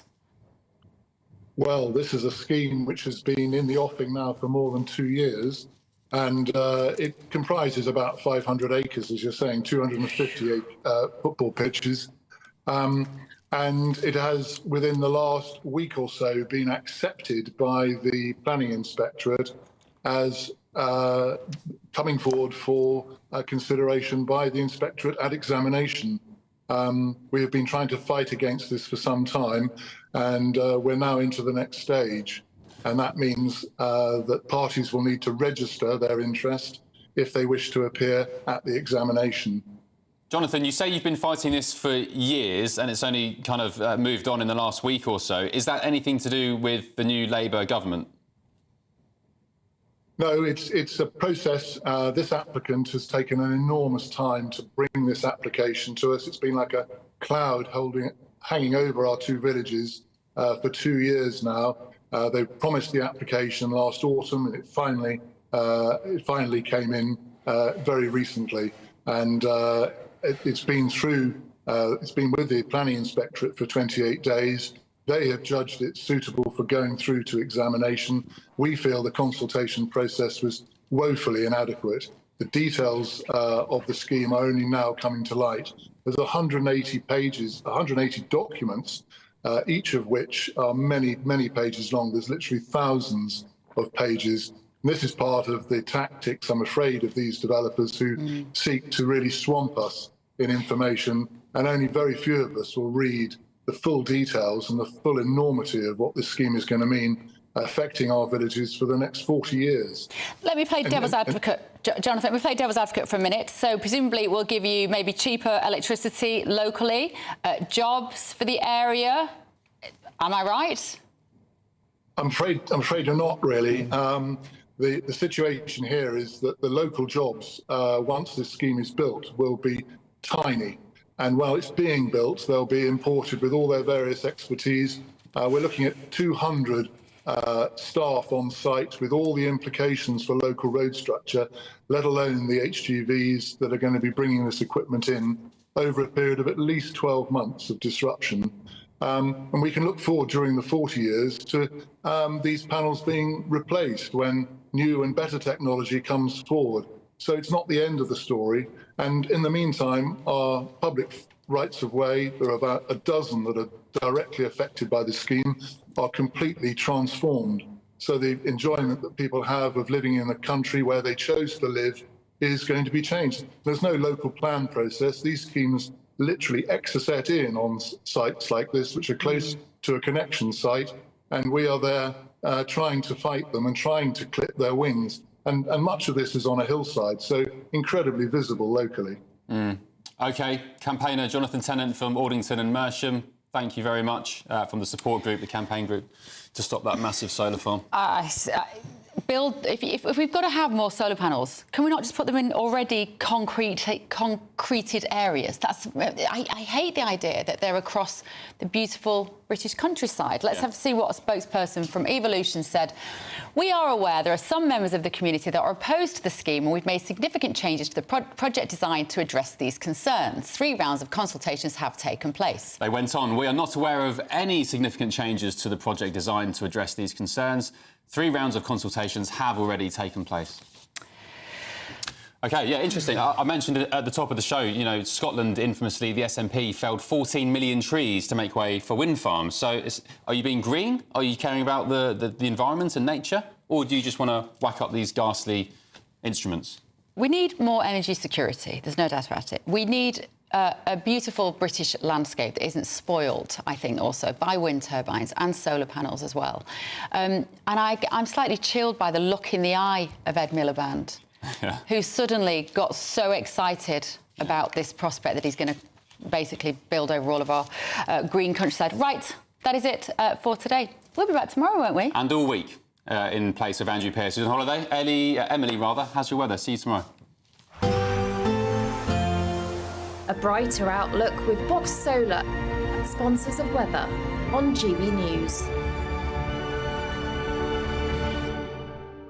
Hello, good morning. Welcome to your latest GB News weather update brought to you from the Met Office. A very wet day to come for much of England and Wales with weather warnings in force. Warmer further north, though, than it has been lately. That's because we're between weather systems for northern areas, but to the south, we've got low pressure approaching and these weather fronts moving into the south coast. And that's where the heaviest rain will be around lunchtime. We've got a band of pulses of heavy rain pushing in through southwest England and into Wales.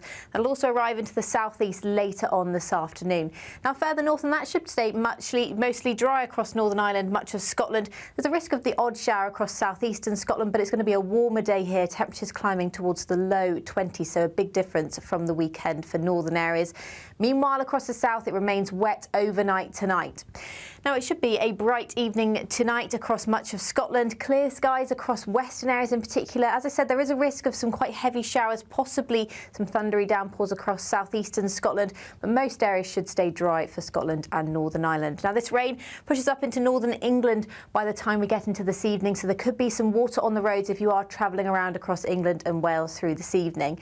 It does clear away to the north and east overnight tonight, but it will likely return through the night with further pulses of rain becoming a bit more focused across parts of Wales towards Lincolnshire as well, with the rain warning still in force through much of the night into Tuesday morning here. So there'll be a lot of cloud around overnight. Not too much of a breeze though, so under clearer skies it will be a little bit fresher, but most areas staying up in the mid-teens, so a fairly mild start. So if you do catch any sunshine first thing on Tuesday, it will feel quite warm, but for most of us it's going to be another cloudy and wet start to the day, particularly across parts of northeastern England where the rain will likely persist. Now, there's another risk of showers moving into southeastern areas of Scotland and a rain warning in force here. But again, temperatures a little bit higher and warmer tomorrow with highs of 21 degrees. Bye-bye.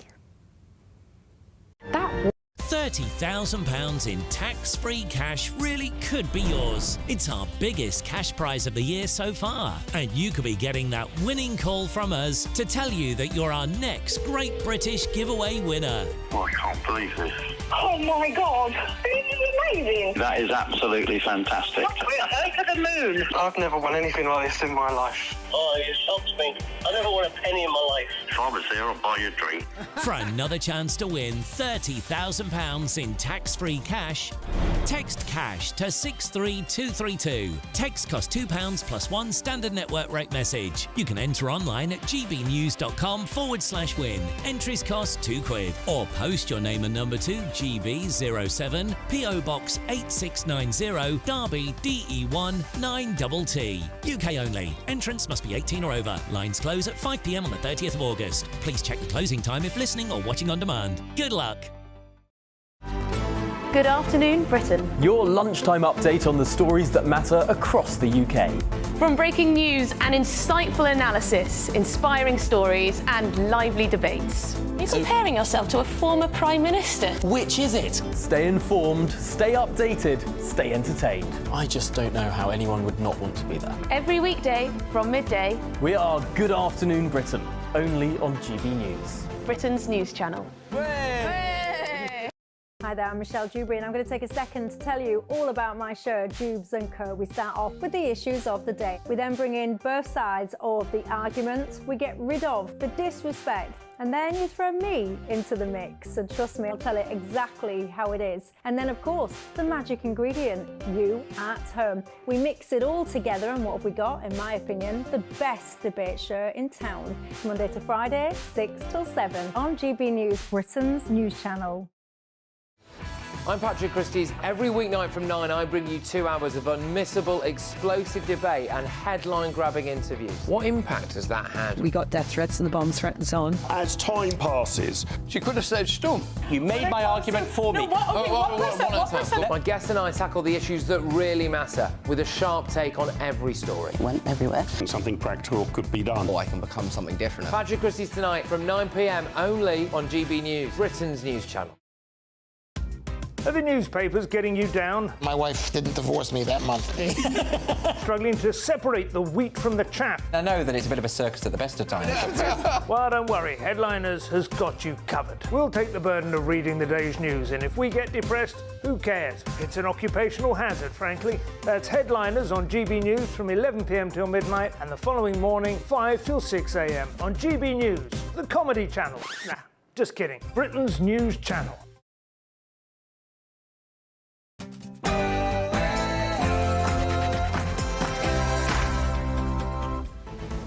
Good afternoon, Britain. It's 12 o'clock on Monday, the 15th of July.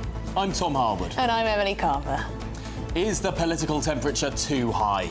Nigel Farage has said the rhetoric of the left is encouraging people to political violence. This as a defiant Trump arrives in Milwaukee, Wisconsin for the Republican National Convention.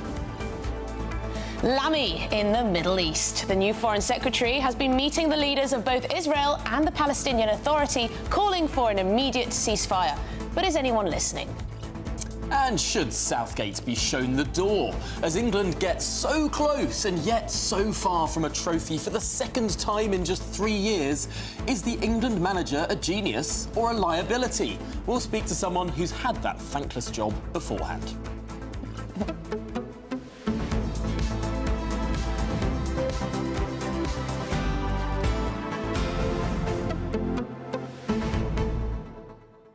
Yeah, we're interested to know what you make of Nigel Farage's comments. These are comments that he said actually on the show yesterday, didn't he? But also in a Telegraph column this morning, essentially saying that the left in America have been so excessive with their language, you know, comparing Donald Trump to Hitler, saying he's a dictator, saying he's an existential threat to democracy, that this may well be why political violence and threats may be on the rise.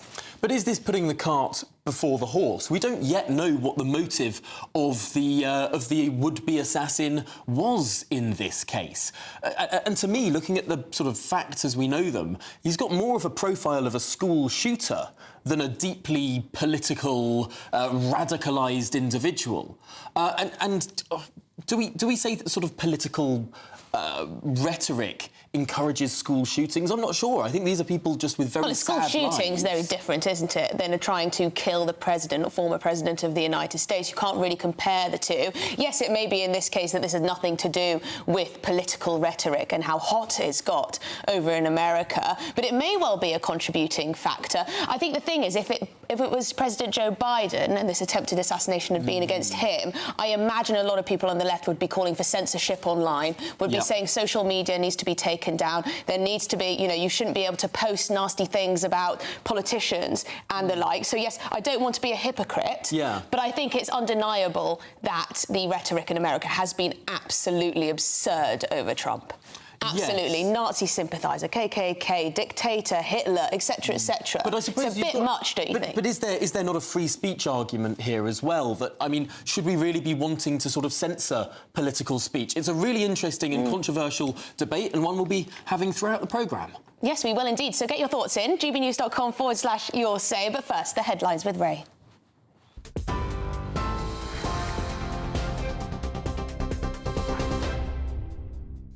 Thanks, guys. Good afternoon. 3 minutes past 12, our top stories. The King has written to Donald Trump following an assassination attempt in Pennsylvania on Saturday. The letter was delivered by the UK Embassy in Washington, D.C. Buckingham Palace has not disclosed details of the correspondence, but it's understood to have condemned the violence, expressed condolences for the victims and wished the